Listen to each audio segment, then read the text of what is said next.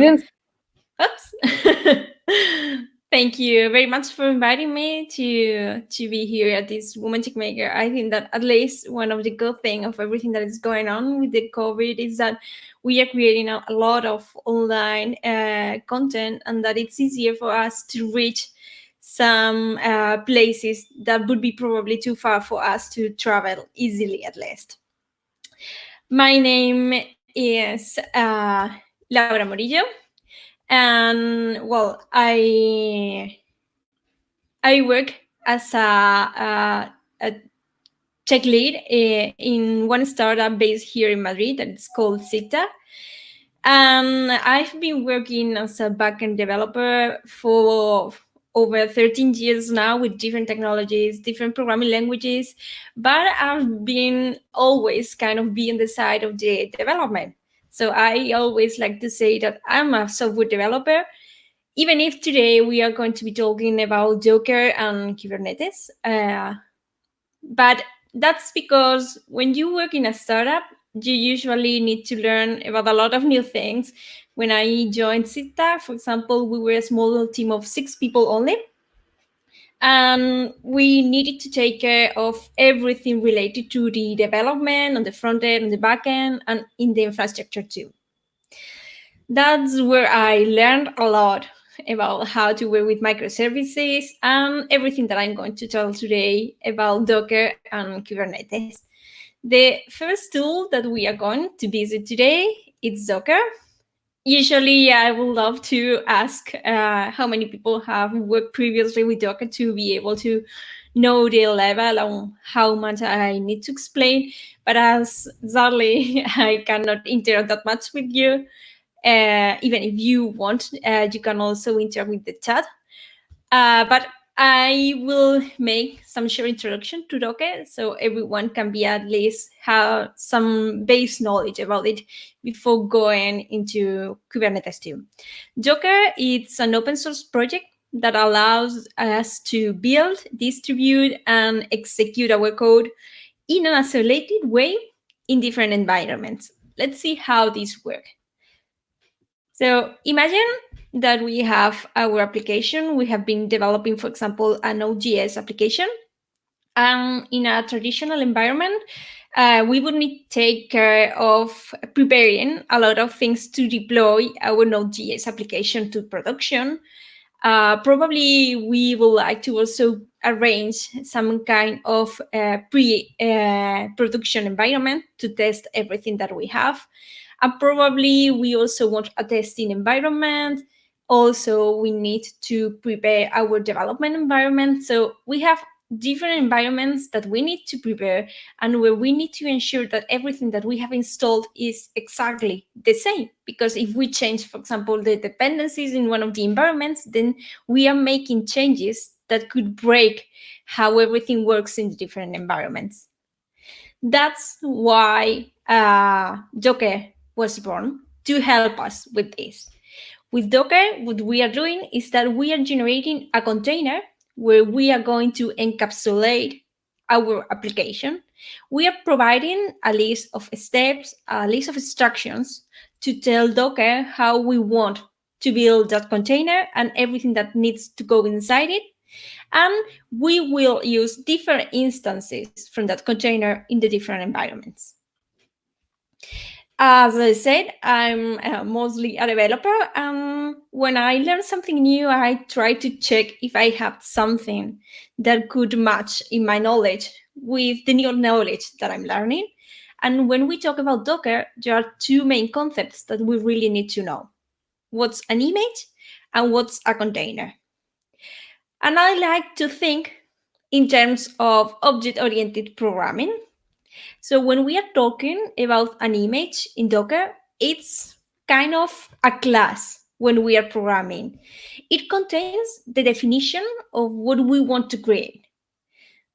Okay, so we define what it's going to have, the steps that it's going to do, but it's only the definition. And from that, the same way that we create some instances to use our class, we will be creating containers from that image.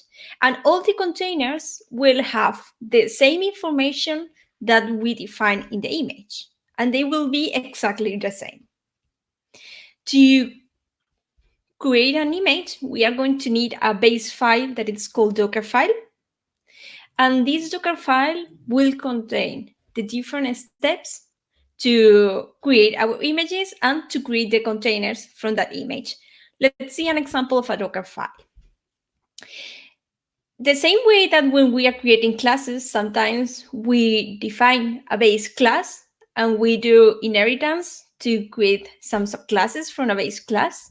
When we are creating a Docker file and when we are creating an image from a Docker file, we always use a base image from Docker to start as a base.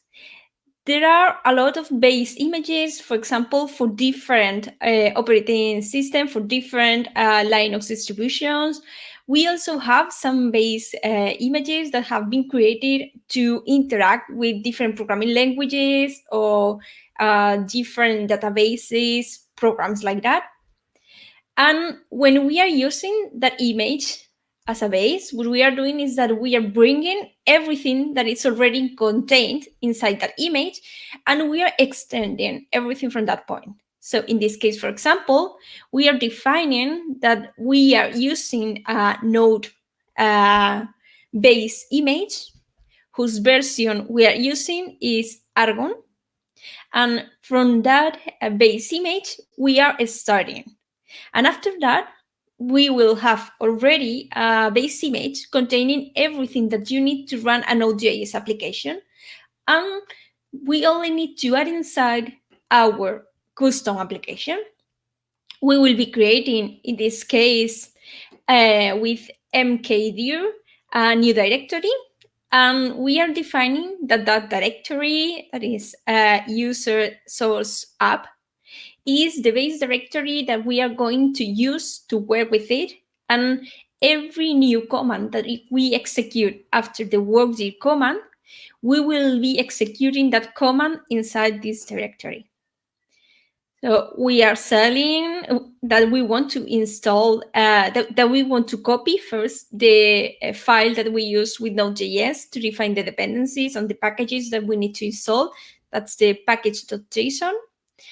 And we are running the command that we use to install the dependencies and copying all the file. It's okay if you don't really learn at this point every command that you can use to interact with a Docker file. I only want you to have in mind that with the Docker file, we have a base image that we are extending. We need to define step by step everything that we want to be done inside our Docker file, inside our Docker image. And once everything is completed, we will have an image that we can use in different environments. When we are working with our code, once our code is complete, we push it to some kind of repository, to a control version system. And with our Docker images, we do exactly the same. Once we have the definition completed inside our Docker file, we push that image to a repository of Docker images. From that repository, we will be able to pull it the same way that we pull our code and to use that same image, creating containers for different environments. We will be using exactly the same information for production, for staging, for development, everywhere.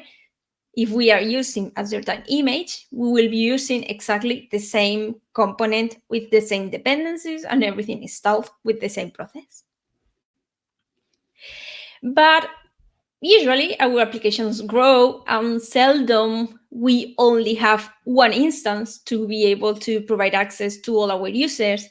And also seldom it's only one application running in an isolated way without dependencies of any other third parties or any other applications, any other component. Usually we need to handle multiple instances of our application running, connected to some, for example, database, or like in this case, Redis storage. We also need to take care of balancing the traffic that we get to the multiple instances that we have. And with Docker, we cannot take care of those steps. With Docker, we are only creating one single container to take care of encapsulating our application. But we also need to find a way to handle the other things. And also, there's an issue that I like to call the Pokemon Go effect. And that's that you have finished your application, you want to release it, and you expect that maybe 50 users will be using it at the beginning. Or maybe if they really like it, maybe you could have 5 times that amount of traffic. But you release it, and a lot of people love what you have done, and they start using it. So suddenly you have way more traffic than you expected. How can you do to be able to have a system strong enough to handle that variability, even if you don't expect that amount of traffic at the beginning? With all those things, we are going to see how Kubernetes can help us. Kubernetes is an open source tool created by Google from the experience working with containers and systems that require high availability and scalability. And I think that Google knows a lot about those kind of systems. If you use Gmail, for example, or even Google search, you probably know what I mean. So the thing is that they created this project and they decided to release it and to make it open source. And now it has a huge community composed of a lot of different companies. It's not Google anymore for a long time. And that's something really good because now you have the point of view of different companies and you know that it's a stable project that will continue even if Google decides to stop supporting it. With Kubernetes, what we are going to do is that we are going to manage a cluster. And a cluster is only a group of nodes where every node is a machine connected together and working together. These nodes, these machines, they can be any kind of computer. It can be a laptop, it can be virtual machines that you are using from some provider. That could be Google or could be Amazon or any other provider. Or they could even be Raspberry Pis because there are certain distributions to allow Kubernetes running in all those different environments. That's something good also because it allows us to play even with different environments and we don't need to attach to one provider. But if you are starting for the first time with this, I strongly suggest to use some provider that will help us providing us all the Kubernetes infrastructure. So we only need to start thinking about what we run inside the cluster instead of handling the cluster, because managing everything related to the cluster can be a bit difficult at the beginning. Because you need to think about a lot of things and you are adding other layer of infrastructure. You don't need to only think of the infrastructure of your application, but also of the infrastructure that you need for Kubernetes. So I strongly suggest to go to some provider like Google Kubernetes Engine, where you will have a cluster ready to be used. And once we have our Kubernetes cluster, we can start thinking about the components that we will be using inside Kubernetes. The first component that we are going to see today is called pods. A pod is the smallest unit that we can find when we are working with Kubernetes. And it's kind of a meta container because inside one pod, what we are going to find is the definition of multiple containers running together. If we decide to include multiple containers running inside one pod, what we are doing is that we are ensuring that those different containers are running together and they can interact with each other using local hosts because they are always running together. Okay. For every pod that we start, Kubernetes will be assigning a virtual IP to these pods. So in advance, we are not going to know how to connect to those pods. And also we need to think about these pods as ephemeral entities. We are not going to control when they are created or when they are finished because of a reason. And that means that if we need to interact with some persistence, we will need to take care of doing that to some database, for example, or we can use something called volumes. The volumes are kind of a disk attached to this pod. These volumes can be anything from a local physical volume or directory. I mean, inside the node, the machine where this pod is being executed, or it can be, for example, a directory inside the Google Cloud Storage, or even a file system that you could provide. The important thing to remember now is that pods are ephemeral and that we won't be creating or destroying them directly because Kubernetes will be the one taking care of that. Okay? So if we cannot really interact with these pods to create and destroy them, how are we going to interact with that? We are going to use another component called deployments. A deployment is an entity that controls our pods. And our pods, remember, that are the one containing the Docker containers that we want to execute. With a deployment, we are going to say Kubernetes, what's the desired status that we want to be run in a cluster. We will be specifying the version of a Docker image that we want to run, how many instances, and some other parameters. And Kubernetes will read that information and will ensure that everything is running according to that. Let's see an example, because it's always easier with an example. When we work with different components of Kubernetes, what we usually do is that we create a YAML file where we write the definition of the component, and after that, we apply that changes to the infrastructure itself. We will see after this slide how we apply the changes. Having everything written in YAML files that are in the end text files ensure us that we can always create a version to control the changes that we do to the definition of our infrastructure. And we can always save these files together with our code. So if we are using, for example, GitHub to save our code, we can always also create a new GitHub repository to contain the definition of the infrastructure that we are running in production. And if we do a change and something goes wrong in the infrastructure, we can always go to see the changes that we have been doing to our infrastructure and reverting them to apply them again. So back to the deployment. Whenever we define these components, we are going to see a fixed structure inside the components that file, the component definition. We will always see that we have an API version. We will always find a kind, metadata information, and the spec.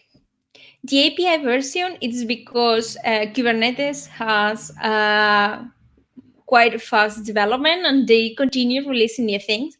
So they have different version for the API to interact with Kubernetes. And we need to define which API version we are using while defining this component, because there could have been some changes in new releases, including some changes to this component. After that, we define the kind, or before, because it's a YAML and it doesn't matter the order of the properties. We will also find the kind. With the kind, we are only specifying which components we are creating here. In this case, we define that it's a deployment. The metadata is only some information, some extra information to help us identify this component once it's running inside our cluster. And it's only a pair of key values. In this case, we are providing a key called name with a value my node app deployment. And inside the spec, it is where we are going to find the body of the component. Everything that is custom for this component will be inside this section. In the case of the deployment, we are here specifying that we want to find two replicas. And that means that Kubernetes will need to start 2 pods containing the definition that I'll say here in the template. Inside the template, we are going to define which containers will need to be inside this pod. In this case, for example, we are specifying that we want to have 2 containers, one that I'm calling Node.js app with will be created from the image called my image that can be found in my Docker repository, and I'll be using version 1 of this application. This application will be exposing the port 3000 of TCP. I will be also executing another container inside this pod that is called Redis, and whose image is found in the Docker public repository system, where I told you that you can find also base images for different programming languages, or also databases like this one. It's at Redis. So I only say that I'll be using the Redis image with version 1, for example, and again, the ports that I'll be exposing. Also, there's something important here is that inside the template, we also can find some metadata, the same way that we can find it inside the whole structure at the beginning. And this metadata will be some labels that apply to every pod created with this definition. Okay, so once I have created my file, I will use a console tool that is called kubectl, kubectl, that Kubernetes provides to interact through through our console to interact with the cluster. So I tell, okay, kubectl apply -f, because I'm going to give the name of my file name. So -f my deployment YAML. If I created a file called my deployment YAML with that definition that we had before. And after that, Kubernetes will check the status of the cluster. So, okay, we had a cluster with 3 nodes, 3 machines connected between them. And we don't have anything running here, but we have asked Kubernetes to create 2 instances of a pod containing 2 different Docker images. So Kubernetes will take care of downloading the Docker images and instantiate the containers from those images and ensure that we are running our application inside the cluster.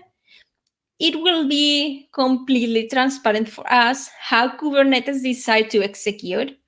If, for example, we were already executing something else inside the cluster and we had a lot of other resources running in node 2 and node 3, maybe the node where we had more resources available to execute something new, it would be node 1, and Kubernetes would decide to execute both instances inside the node 1. So that's something really nice for us because we can completely forget about the cluster structure. We only need to decide what we want to be running inside it and tell Kubernetes that we want that. Now that we have our services running inside it, it's great, but what happens if we need to connect different services one to another because we have different microservices working together? Or how can we provide access to our users? Because, well, now we have an application running inside, but as we said, every pod has a virtual IP assigned by Kubernetes, so we don't really know how to invoke that application that is running inside that pod. To manage that, we have a new component that is called service in Kubernetes.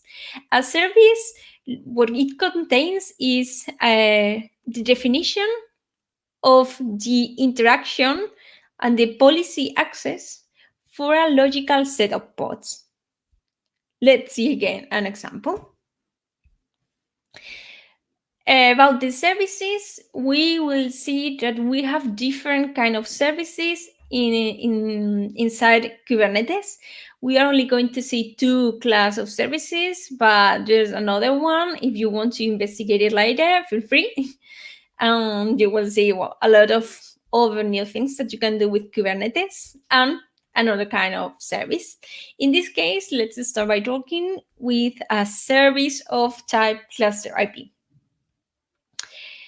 The definition of the YAML of a service, as I said, it always has the same structure where we find the API version, the kind, in this case it's service, some metadata, and the spec with the custom definition of this component.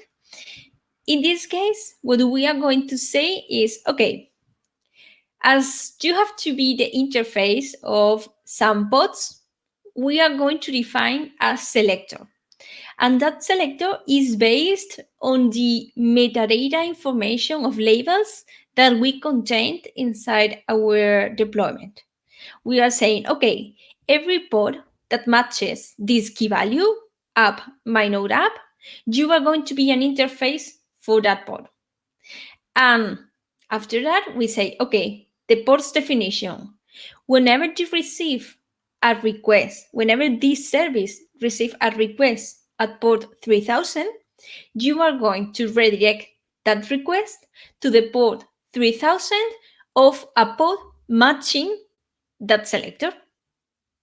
After that, the last condition that we, or the last definition that we need to add to our file is the type of the service that we are defining. Here, for example, as we said, we are talking about cluster IP. And with cluster IP, what it means is that we are going to be able to provide connectivity only inside our cluster, okay? So what Kubernetes is going to do is that we are going to have now, after applying the changes of that file, a component running. So if we want to interact with an instance of the pod that I created with the deployment, we will only need to send a request to my node app service colon 3000, because that's the port that we define. And every request sent to that address, it will be sent to one of the pods that matched the definition that I had. That way, we are ensuring that the requests are balanced between the different instances that we have. So if suddenly we don't have 2 instances of the pod running, but we have 50, we don't care, because we will always be calling the same access point, and the requests will be sent to any of the running instance at that moment. So that's great, because now we can connect different instances, and we are able to abstract how many instances do we have running. But with a cluster IP, we cannot provide access to our users from outside the cluster, because cluster IP services can only be called from inside the cluster. So how can we provide access to external users? We have a different kind of service called load balancer. With a load balancer, we are going to be assigned a public IP that we can use to interact with this service. The definition is exactly the same that we have seen, where we have the kind, that it's a service, the API version, some metadata, and the spec. Inside the spec, we again have our selector, the port definition that we want to use, where we are going to be listening, and which port are we going to send the request in the targeted pod. And in this case, the type, we define that it's kind of load balancer. With that, as we will be having a new public IP, we will be able to send traffic from outside of our cluster. Now we have a whole structure where we can receive some requests from outside, We can connect multiple pieces together, and we can scale our services having multiple instances. So that's great because we have a whole structure created with only a few components. But usually we don't create an application, we release the first version, everything goes perfect, and we don't change anything anymore. Usually, after releasing our application, we need to create different versions, we need to add some feature, creating some changes in productions is sometimes one of the biggest pain that we have, because if something goes wrong, then the user maybe cannot use the application while you are applying the changes. Or what happens if something goes wrong? How do I avoid losing the ability to use the application while I'm deploying the changes? To try to simplify that, we are going to be using one component that we have already seen, the deployments. With the deployments, as we said, we indicate Kubernetes what's the status that we want to have inside the cluster. And that includes also controlling the version that we are executing inside the cluster, and being able to roll back if something goes wrong, and also the strategy followed to update if we want to change something. Let's see again an example. We have our deployment. It's exactly the same file that we have seen as a deployment at the beginning, where we were defining that we wanted to have two containers, one with the Node.js application, whose version we were using, it was the version 1. So if we want to release some new changes, the only thing that we need to do is that we have to create a new version of my Docker image. We had two pods containing the version 1 running, because that was what we had asked, what we have indicated to Kubernetes with our deployment. And once we change the version that we want to use and apply those changes inside our cluster, what we are going to see is that Kubernetes follows by default a process called rolling update.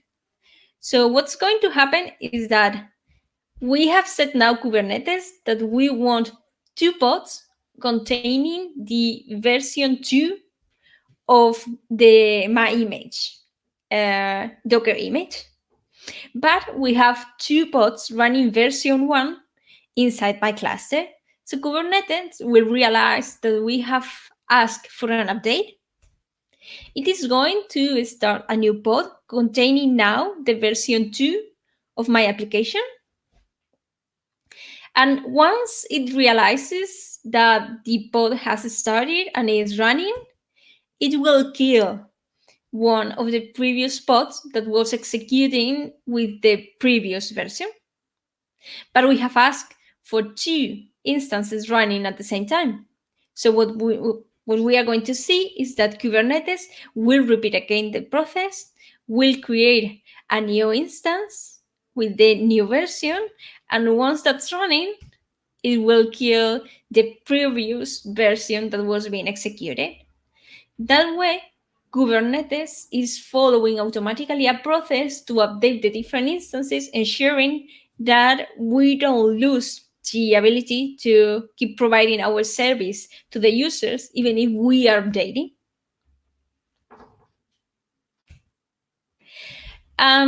Now that we have our application running in production, we are able to execute changes in an easy way.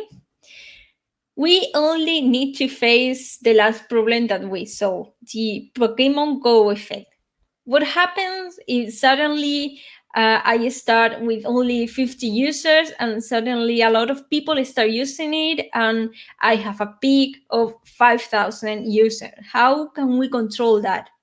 Because we can decide that we want to scale our infrastructure, as we have seen that we can define the amount of instances that we want running for our pods. So we can define, okay, to be able to process 5,000 users, I need 10 instances of my application. So I can define, okay, I want always to have 10 instances, but then whenever we only have 50 users, we are spending a lot of resources, and resources are money, to do nothing because we don't have that amount of users. Kubernetes is smarter than that. We have another component that it's called horizontal pod autoscaler. With the horizontal pod autoscaler, we can scale the number of pods from a deployment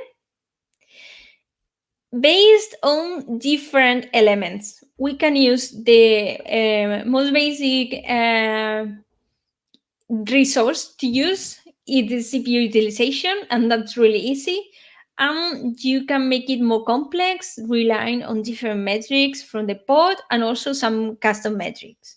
The easier thing is the CPU utilization, and it is really straightforward. Let's see the definition of the horizontal pod autoscaler. As we said, we have always the basic structure of the API version, the kind, in this case, horizontal pod autoscaler, the metadata, and the spec. Inside the spec, we are going to say, okay, with the scale ref, we define that we want to scale a resource that is a deployment, the deployment that we have created, for example, previously.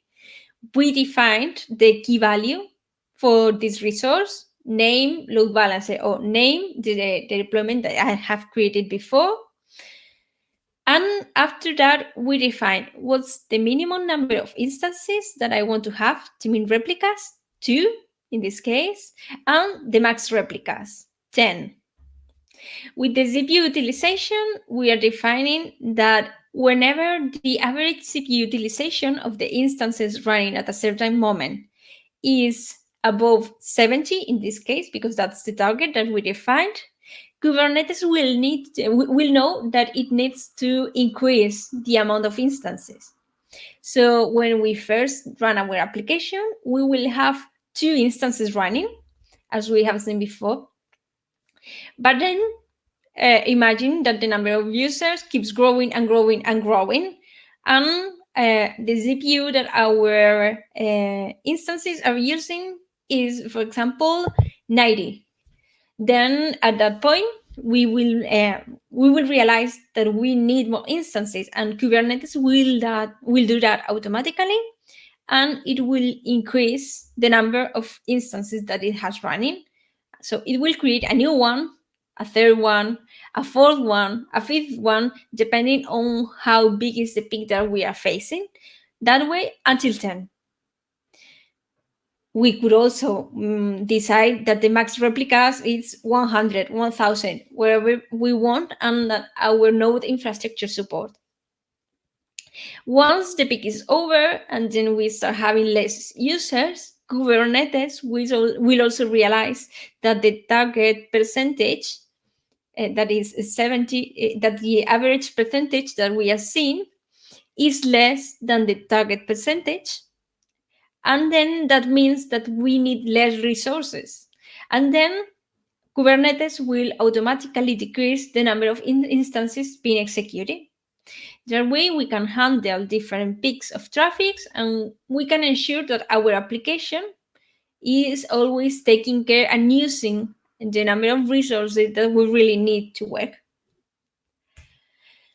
So, as a summary, as we have seen, Kubernetes is a cluster manager that is going to help us with a lot of things. It is going to help us to deploy our applications from a Docker container that we have created. It's going to help us to structure application using different microservices, because we are going to have the ability to interconnect those different pieces. We are going to also be able to provide access to our users to the application that we have created. And we are going to have also tools to be able to scale our application whenever we need it. If you check Kubernetes, there are a lot more features that you will discover, but at least with these few tools and with these tips, that I have shared. I hope that you can now start playing around to give it a try. That's all for me. So thank you very much again for listening this talk to join this Women Techmaker event. I'm pretty sure that you will also enjoy the rest of the presentations. And if you need anything, you can find me at Twitter at Laura Morillo. And also you can write me at my email, laura.morillovelarde@gmail.com. And that's all. Thank you.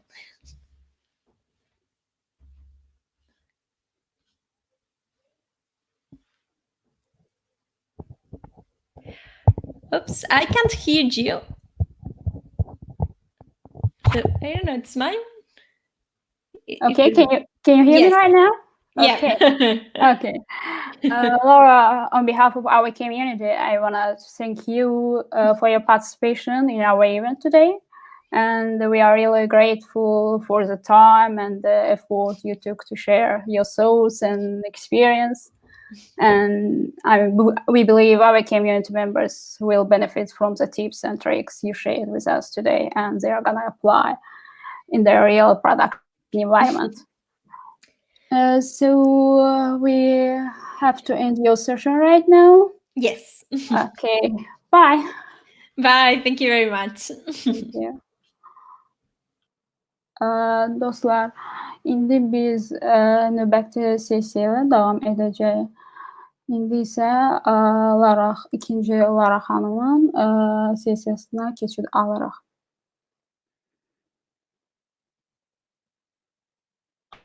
Hello. Hello. How are you? Thanks. I'm fine. Yes. It's excellent to have you today as one of the guest speakers. Yes, I'm pretty happy. This is my first time talking with your community, so hopefully we can have more options in the future. And why not visit, right? I'm pretty excited to see what's going on there. Yeah, we are. Thank you for your first collaboration with our community. And tell us a bit about you, your background, and then we can move on to your session. Alrighty, so my name is Laura. I'm currently a developer advocate for Samsung Internet. I'm also a Google developer expert in Firebase.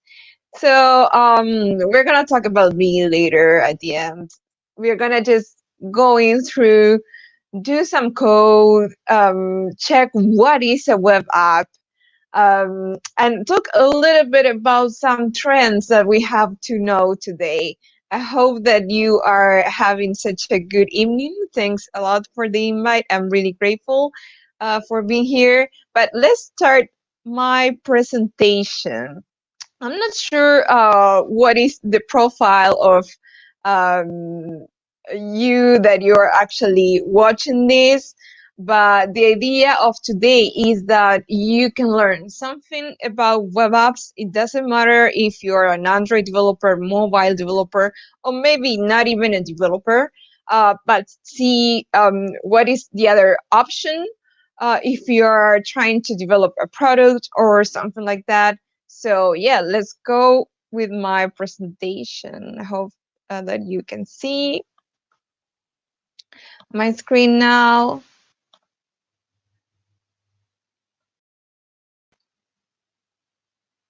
Yes. Well, hi everybody again. Hello, Women Techmakers Baku. Pretty excited to be here. So let's try to talk about how you can make your app installable. I'm not talking about a native app like iOS or Android. I am talking about the web. So before we start, let's see what is I always like to start about what is discoverability. And for us is the quality of being able to be discovered or found. When we are developers and we are trying to reach out with our products, we usually it's a success for us that the users are currently using our product, that somebody is using your web app, your Android app, or things like that. So it's also the ability to reach out more users, so everybody can have access to your app.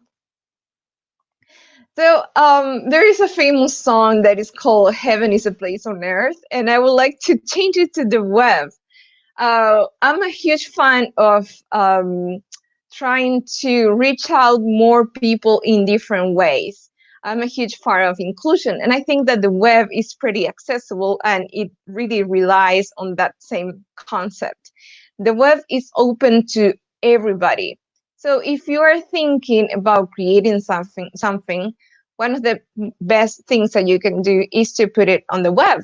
Everybody with just a link can access from anywhere that is having an internet connection. So, as a web developer, I really like to reach out my users to actually being able to just create something and just push it to the world.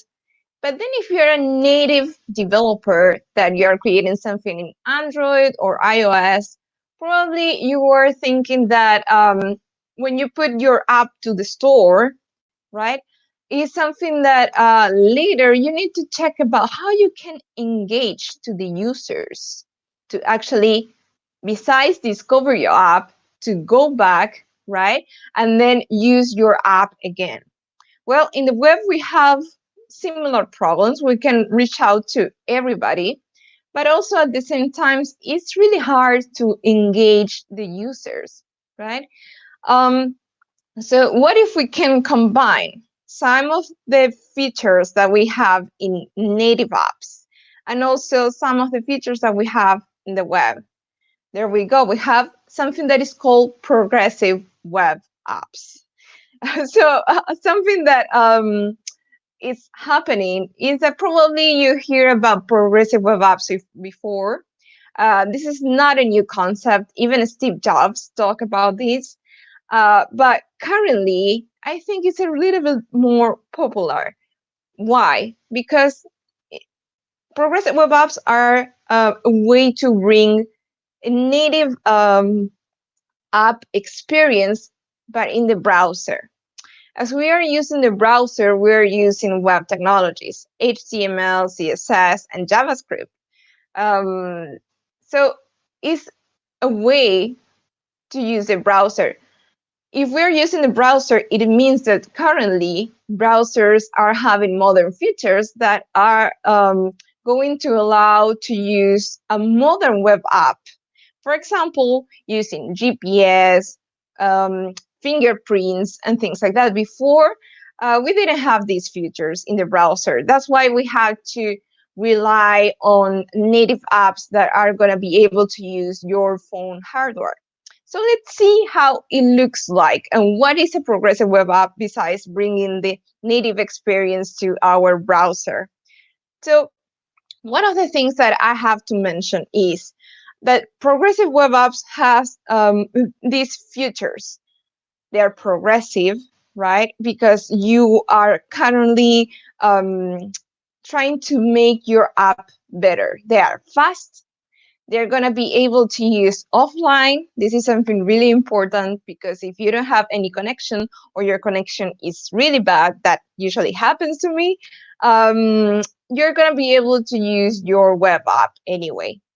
And then there are two other features that are really important that we're going to talk today. The chance to create an icon of your app, and then it's cross-platform. What does it mean that it's cross-platform? With the web app, you're going to be able to use your app into Android devices, iOS, even desktop devices if you're running your computer in Windows operating systems. So, and the other thing that I have to tell you is about the icon. The icon is one of the features that developers are super excited because having an icon of a web app, it feels like I'm just going to access to a native web app, like an Android app.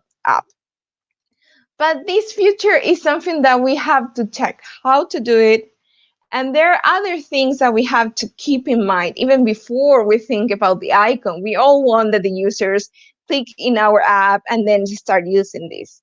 But let's see how it goes. This is the icon feature, right?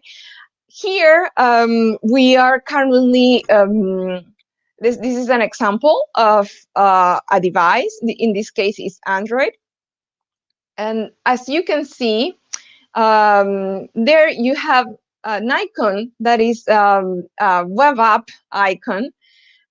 From our, we created something called Pigment. It's a demo that you can check. I will show you later. That is a progressive web app. That icon is just having an access to a web app. But as you can see, it looks just like a native app. Okay. So we have the chance to tell the users, hey, you can use one icon to actually access to my app, and that is pretty fast. But besides thinking about that, something that you have to keep in mind as a developer, as a person that is creating a product, also think about user retention and engagement. The idea is that the user, besides being able to access easily to your app, you should also be able to think, okay, so how can I do so the users can go back to my app and then feels like they want to go back. And we are currently improving our user retention. So that's something that you have to keep in mind besides just having an icon. There we go. We're going back to what is a progressive web app for developers. We already talked that is bringing a native app experience into the browser. But what does it mean? If I'm a web developer, how do I know that I'm creating a progressive web app? First thing first, you have to be under HTTPS. So HTTPS is a way to bring a trusted website, especially if you're gonna use some transactions, or actually you have to bring a safe user experience. Use HTTPS. Currently, it's pretty easy to have HTTPS, and sometimes it's even free, so you can check that. And besides that, this is the very first step that you have to do. Otherwise, you're not going to be able to use other features. For example, besides the manifest file, the service worker. Okay, we're going to check what is a service worker, but first step, build your website under HTTPS. Okay, because with HTTPS, you're going to be able to use service workers. Okay, so we have three things that we have to keep in mind. HTTPS, we already talked about that. And then the manifest file. The manifest file is something that we're going to talk today because it's the responsible for creating that icon, make your app discoverable, and then to actually make your app looks like a native app. And then the third feature that we have to keep in mind when we're creating a progressive web app is a service worker. Service worker is just a way to bring to manage your HTTP requests, and then also bring the offline experience in the browser. But we're not going to talk about that today. Just keep in mind this. I will give you some resources so you can research a little bit more. We're going to talk today about manifest file. So how we can build a manifest file? Is that something really complicated? Well, good news, it's not really. It's basically a JSON file. We're going to have a JSON file where we're going to be able to have some properties and values of your app. So you can make your app looks like a native app, and also allows discoverability. This is an example that we're going to use later. As you can see, it's a JSON. A JSON file is just a file, .json, that's the extension, that is going to have properties and values. Those properties, as you can see here, I usually, for example, name, short name, description, the start URL. We're gonna take each of these values. So what does it mean? But as you can see here, it's just a JSON. You just need to create this file with at least these basic values, and then we're gonna check which kind of values, because we can see here that it has display, language, icons. So let's see one of the main values that we have to add to our manifest file. Okay, first of all, we have name. It's gonna be the name of the app. This name can be used by app stores or browsers and on startup screens and prompts. So basically, it's gonna be just the name of your app. Easy. And then we have short name. Do you remember that really the very beginning of my presentation, I show you the little icon that you can see in the screen? Well, usually the icon has the name of your app. So the short name, it will be the name of your app that is going to be displayed within the icon. Okay.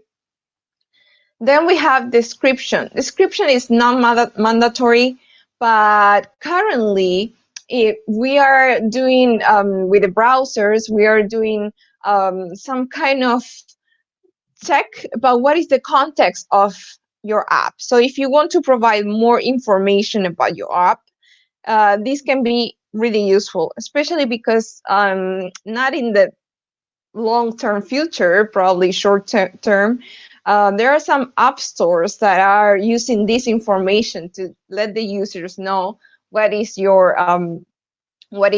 web app about. And then we have start URL. So let's go back to the icon. When we press the icon as users, we're gonna see that it's gonna open our web app. So that is the start URL, the one that is gonna open once the user clicks the icon, the one that is gonna launch your app, basically.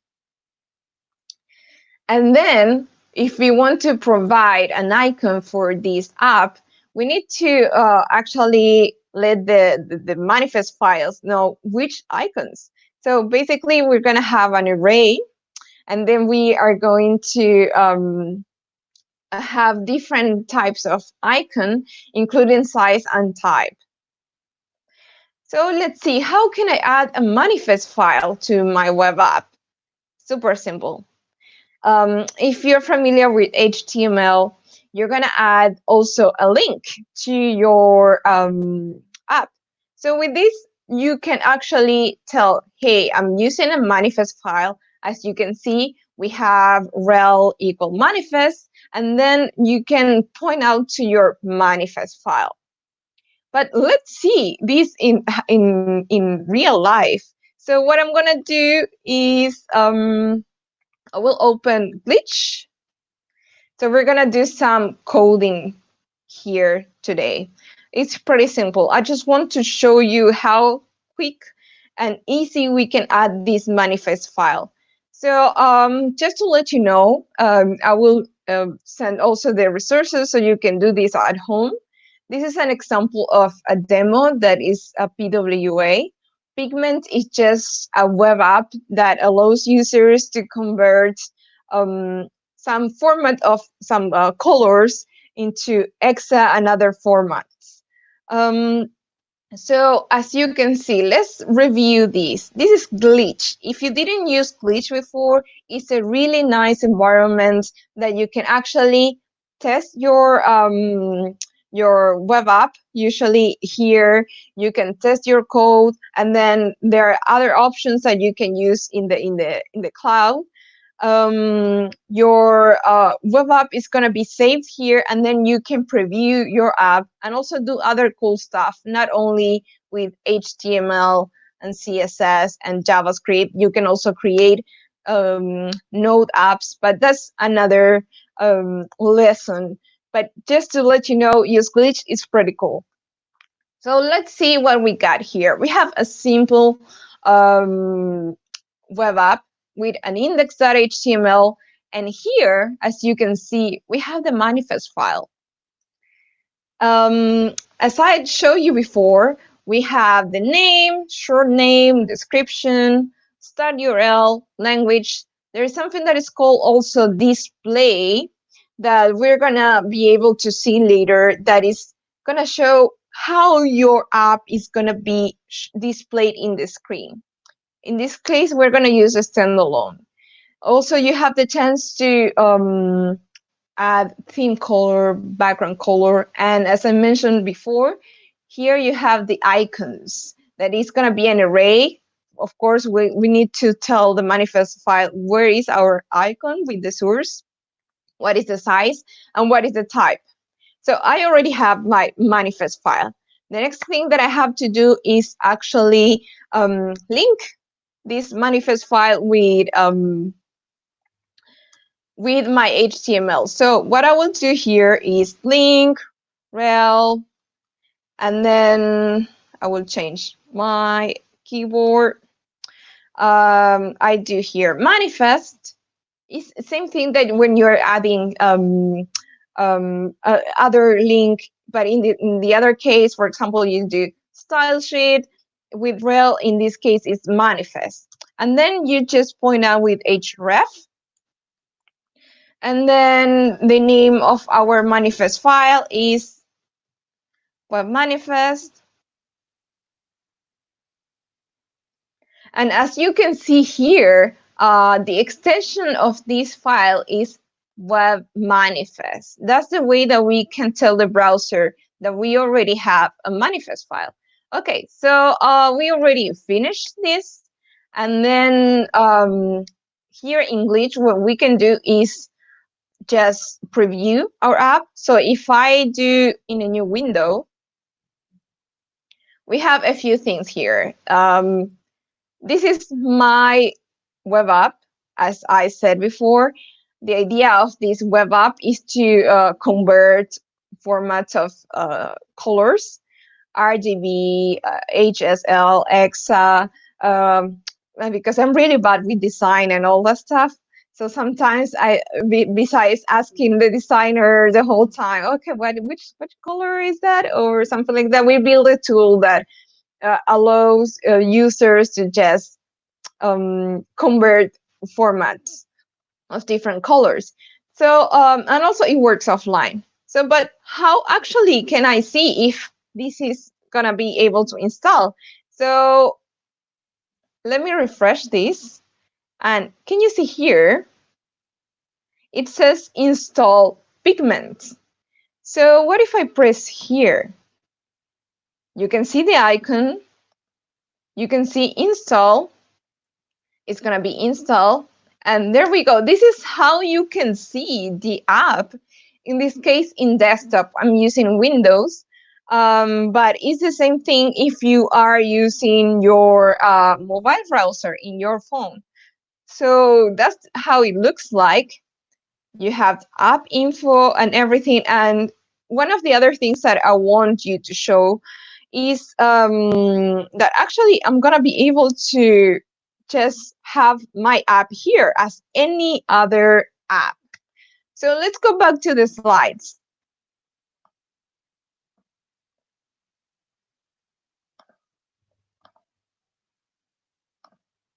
I hope that was pretty quick, but at least clear about what is it. But anyway, I will let you know which are the links and other stuff that you're going to be able to follow step by step.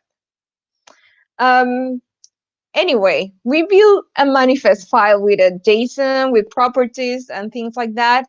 But thankfully, there's usually somebody that is trying to do the developer's life easier, like the previous talk that Laura, my other colleague, did. So let's do a virtual applause for those people that are trying to help developers. So if you're not sure what properties you need to use to create a manifest file yet, you can do two things. There is one tool that is called Manifest Validator that basically you copy and paste your manifest file here. And what it's going to check is, okay, this is a valid file or not. Or maybe how many times we're missing brackets or a comma or something like that. And then we are like, oh, but with this, we're going to be able to check that. The other tool is called PWA Builder. I really like that tool. It's a tool made by Microsoft. So what you do is just copy and paste your URL of your web app, and it's going to tell you which features you're missing to bring up a PWA. And then you're going to be able even to download a manifest file if you want. So I really recommend those tools to check and start building PWAs. So how it looks like for the user. We already did a demo about how users can install this. And besides that, if you're using in your mobile browser, in this case, that's how it looks in Samsung Internet. You can see a badge near the URL that is going to show you, hey, you can install these. In other browsers like Mozilla, you're going to be able to have an install prompt, okay, that actually is going to say, hey, add this to a home screen, or you're going to be able to install these.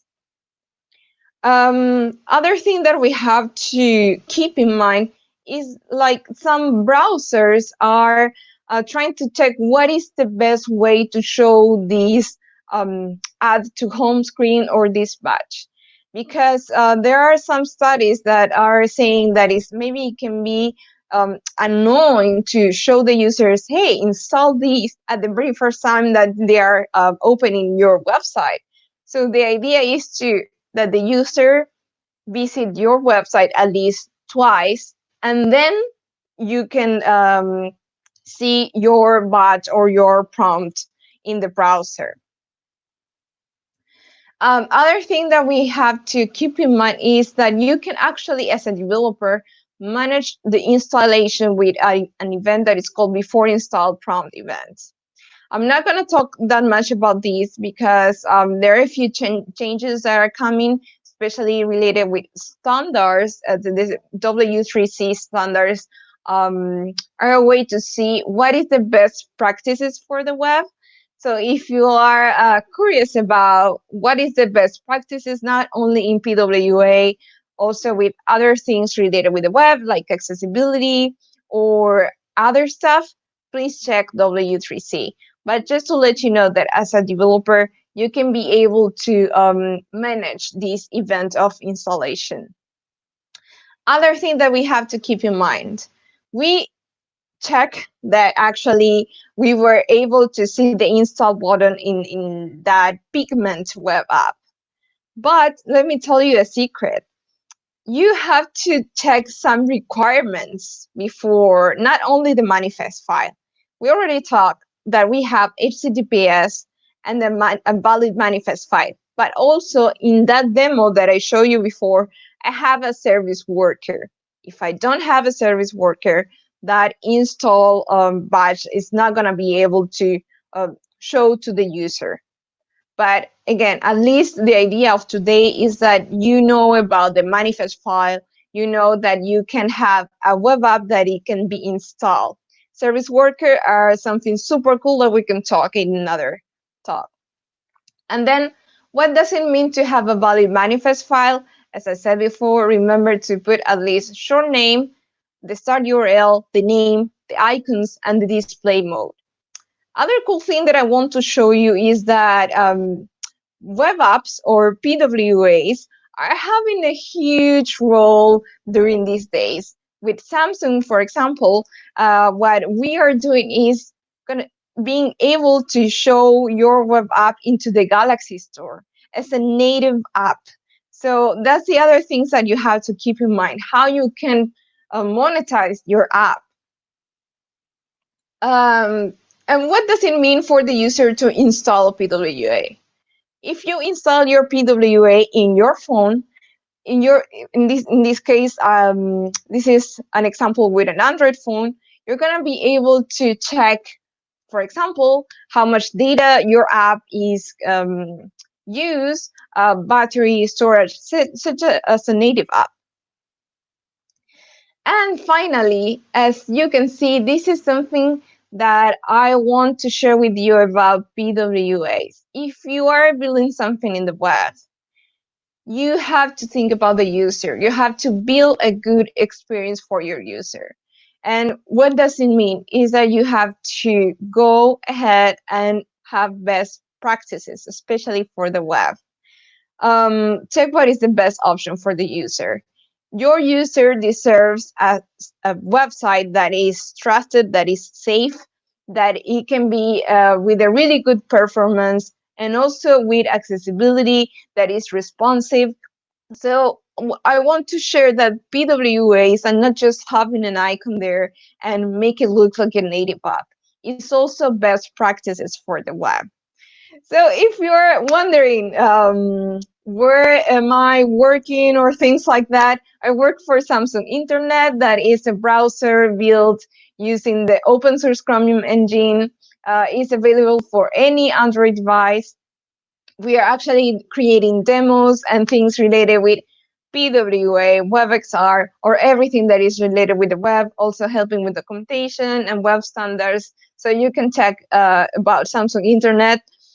And if you're working in your web app and actually you are trying to build your PWA into, for example, the Galaxy Store, please, you can reach out to us and let us know how is your experience.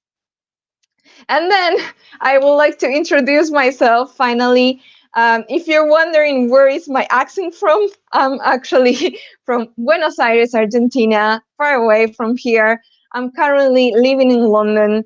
I really like travel. I've been living around doing some nomad life for about 2 years. If you want to talk about community, women in tech, Firebase, remote work, and of course the web, please, let's stay connected, and it's a pleasure for me to participate today. Those are my contacts, and yeah, hope you can enjoy the rest of the talks today.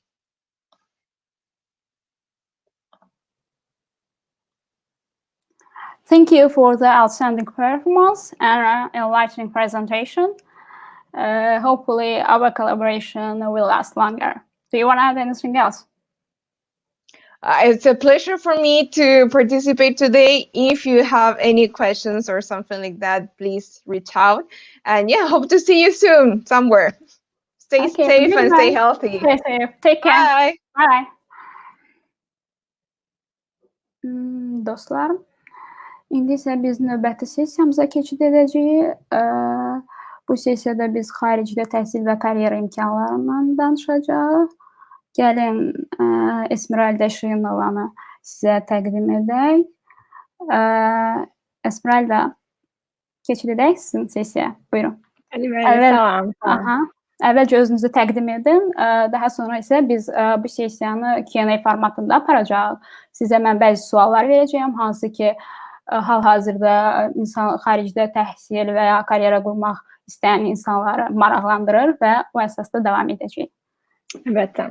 Salam hamıya, mən Esmeralda Şirinova. Mən hardasa 5 il əvvəl Azərbaycandan İngiltərəyə University of Southampton'da oxumaq üçün köçmüşəm və 3 il orta təhsilimi, bakalavr təhsilimi bitirəndən sonra hal-hazırda artıq 2 ildir ki, Google şirkətində Partner Operations Manager olaraq çalışıram və YouTube produktu ilə çalışıram və YouTube partnyorları ilə YouTube arasında, belə deyim, və Google arasında bir körpü kimi bir roldayam hal-hazırda və buna əvvəl YouTube'da çalışmama baxmayaraq heç çox canlı yayım eləməmişəm. YouTube'da ona görə biraz mənə qəribə gəlir. Amma canlı yayımda olan insanlardan da sizə maraqlı olan suallarınızı bacardığım qədər səmimi cavab verməyə çalışacağım. Okay. Çox gözəl. İstərsiniz əvvəlcə başlayaq. Bilirsiniz ki, yəni xaricdə təhsil almaq üçün istər ABŞ-da, istər Böyük Britaniyada universitetlərin müəyyən tələbləri olur ki, onlara cavab vermək lazımdır ki, onlar sizə dəvət yollasınlar. Bu tələblərə cavab verə bilmək üçün hansı hazırlıq mərhələlərindən keçdiniz?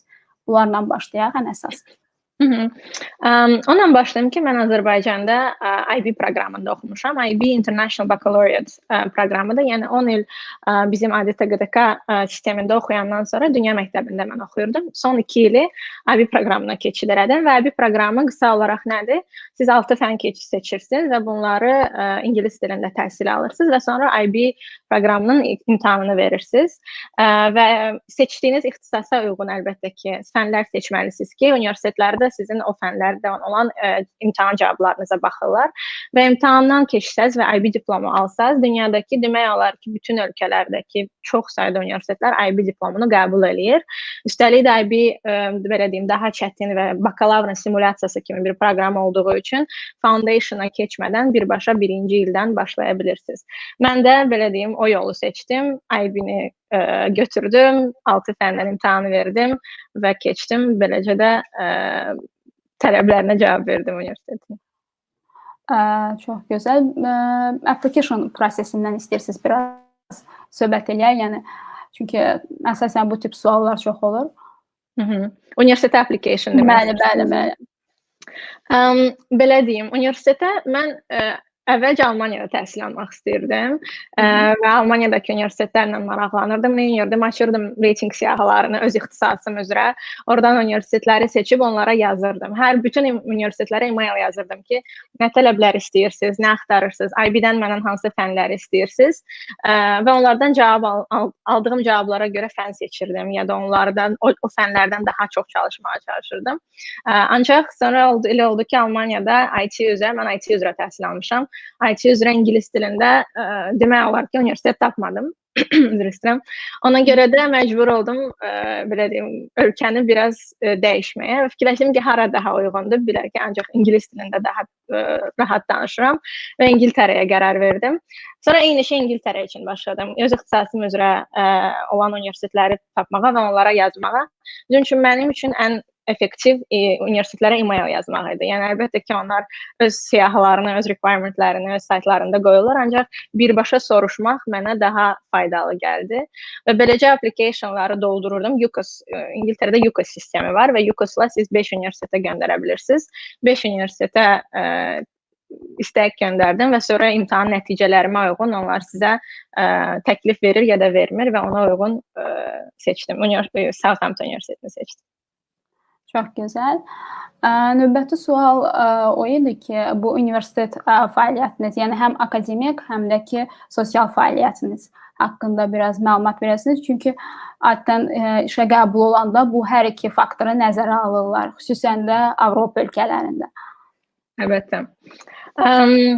Belə deyim, universitet illəri yəqin ki, mənim üçün ən yadda qalan, həm bilik baxımından, həm sosial baxımından ən belə rəngarəng keçən illərim idi. Mən Southampton'da Information Technology in Organizations, organizasiyalarda IT adında bir kursda təhsil alırdım. Və ilk ilim daha çox öyrəşməklə keçdi. Çünki mən heç kodingdən əlaqəm yox idi əvvəllər. Yəni teklə bağlı həmişə marağım olub, amma bundan heç bir bazam yox idi. Əvvəlcə necə öyrəşə bilərəm? Çünki ora gələn, universitetə gələn insanlar artıq biraz biliyə sahib olurlar, bilirsiniz. Xaricdə məktəblərdə koding dərsləri keçirlər ya da daha çox IT-yə uyğun dərslər olur. Ona görə daha çox necə öyrəşə bilərəm, necə dostlar tapa bilərəm, sosial ola bilərəm. Birinci ilim daha çox öyrəşməklə keçdi deyə bilərəm. Sonra ikinci il artıq belə deyim, bunu da deyim ki, birinci il universitetdə, İngiltərədə universitetlərdə, düzü bilmirəm, bu başqa Avropa ölkələrində də belədir yoxsa yox, society-lər olur. Yəni sizin hobbilərinizə uyğun, danışdığınız dilə uyğun, nə bilim, ağlınıza gələn hər şey uyğun society olur. Nə bilim, futbol society-si, rəqs society-si, kitab oxuyanlar society-si, Azərbaycan dilində danışanlar, rus dilində danışanlar society-si və s. Bu society-lərə gedə-gedə həm öz hobbilərinizi, həm öz, belə deyim, sosial skilllərinizi artıra bilirsiniz, həm də özünüzə dostlar tapırsınız. Və bu dostlar sizə həm şəxsi həyatınızda kömək olur, həm də əslində təhsil həyatınızda kömək olur. Məncə, ümumiyyətlə, məndən soruşursunuz ki, yəni, universitetdə mənim üçün ən böyük dəstəyi nə idi, həm dərslərimdə? Yəqin ki, tanıdığım insanlar idi. Çünki hər insan gedəndə hansısa bir fənnində çətinlik çəkir, hansısa bir nə bilim kurs işində necə eləyəcəyini bilmir və əgər burada təksinizsə və sizə kömək eləyən heç kimsə yoxdursa, biraz çətinliyə düşə bilirsiniz və özünüzü tək hiss eləyə bilirsiniz. Amma ətrafınızda insanların olmasında hərəsindən bir şey öyrənirsiniz və sizə motivasiya verir. Birinci ilim belə keçdi, yəni dərslərə öyrəşmək və insanlar tanımaq. Artıq ikinci il, belə deyim, çox lazım qədər insan tanımışdım, bir ətrafım var idi, amma dərslər daha çətin idi. İkinci il daha çox necə, belə deyim, dərslərimdə uğurlu ola bilərəm. Elə olurdu ki, nə bilim, kitabxanada səhərə qədər oxuduğum olurdu. Buna fokuslanmışdım və təcrübələr axtarmağa başlamışdım, iş təcrübələri. Üçüncü ilim daha rahat keçdi, çünki artıq üçüncü il hansısa bir texniki bazanız olur. Kurs işlərini misal üçün necə daha tez eləyə bilərsiniz. Artıq bu skillləri öyrənirsiniz. Ona görə daha çox dissertasiyamız var idi bizim üçüncü il.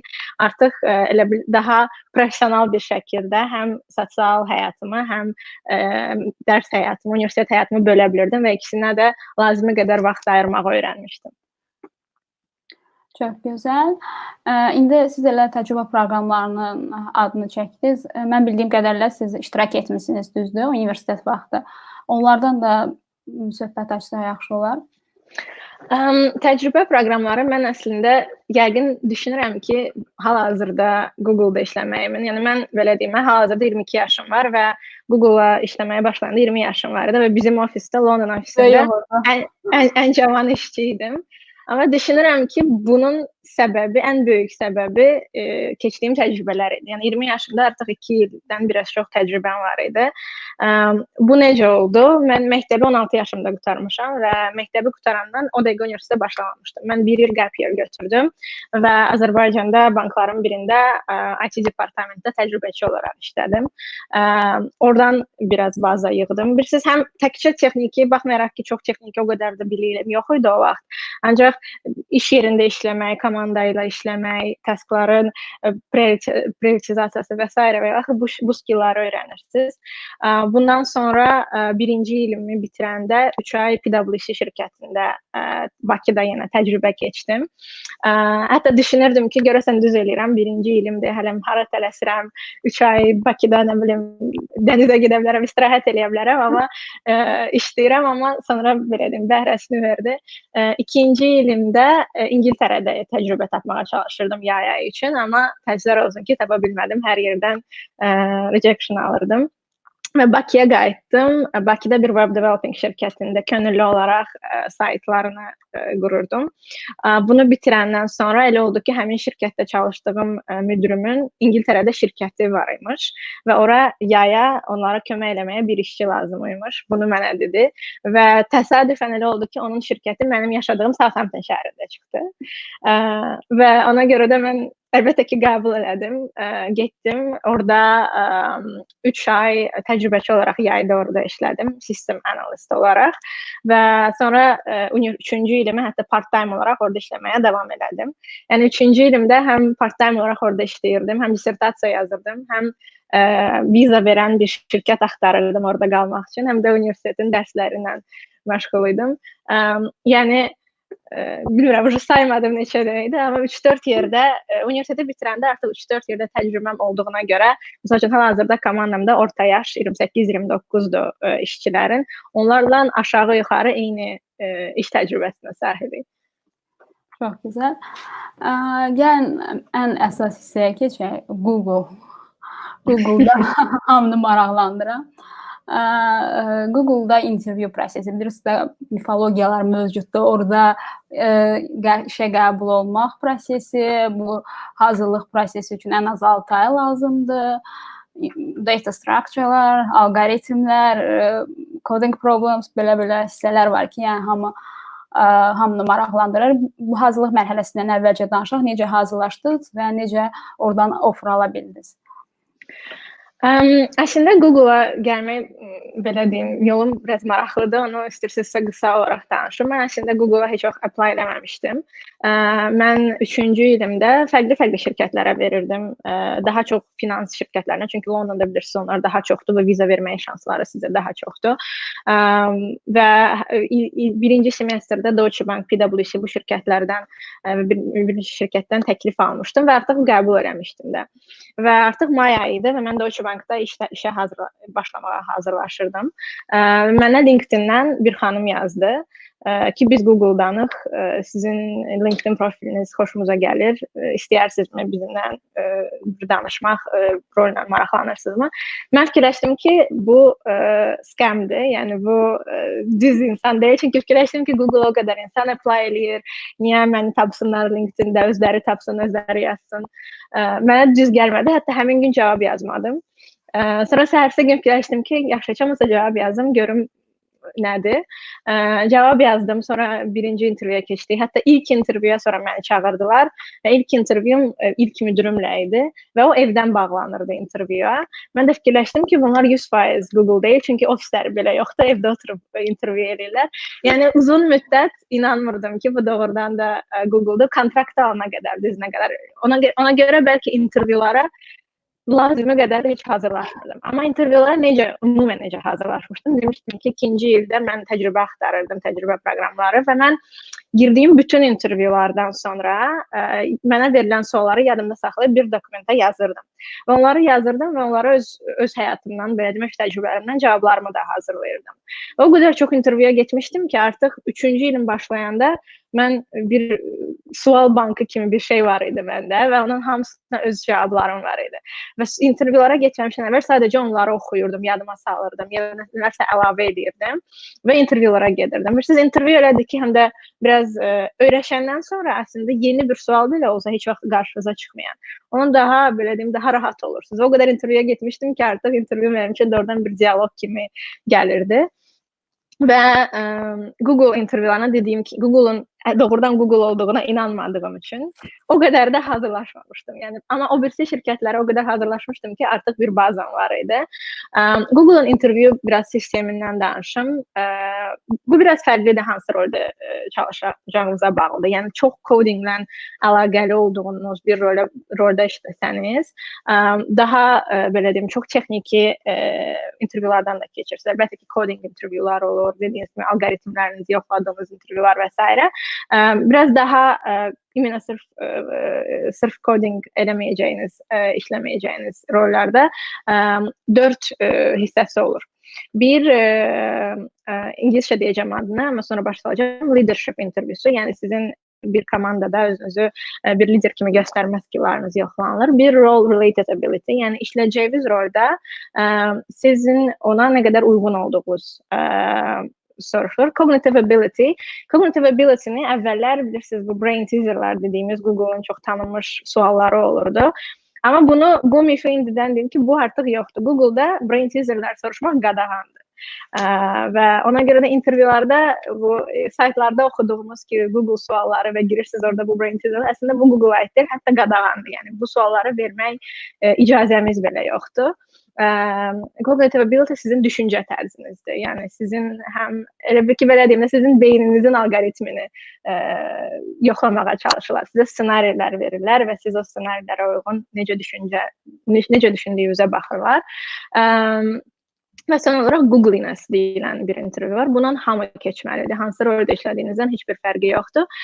Googliness, Google-da çalışan insanların belə deyim, xarakteristikasıdır.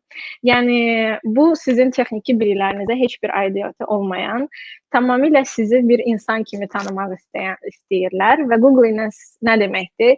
Sizin fərqli olmağınız, sizin başqalarına nə qədər kömək eləmək istədiyiniz, sizin dəyərlərinizin nə olması, bunu yoxlayırlar. Yəni, doğrudan da bunu düzünü desəm, fikirləşirəm ki, Google-un bəlkə də uğurlu olmasının səbəblərindən biri bu Googliness intervyularıdır. Çünki insanları təkcə savadlarına, biliklərinə görə yox, həm də insanlıqlarına görə, belə deyim, xarakterlərinə görə, seçdiklərinə görə, belə deyim, bir mozaika kimi yarada bilirlər şirkət daxilində.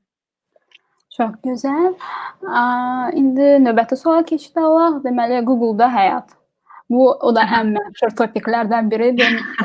Ən çox da developerların maraqlı olduğu hissədir. Çünki Google Office deyilən bir anlayış var. Bütün şirkətlərdə onu oxşamağa çalışırlar. Düzünü desək. Bizə biraz ondan danışın. Biraz danışım ki, Google'da ümumiyyətlə bu ofisləri necə olur, nə qədər bu miflər düzdür. Sonra da deyim ki, danışım ki, bu niyə belədir.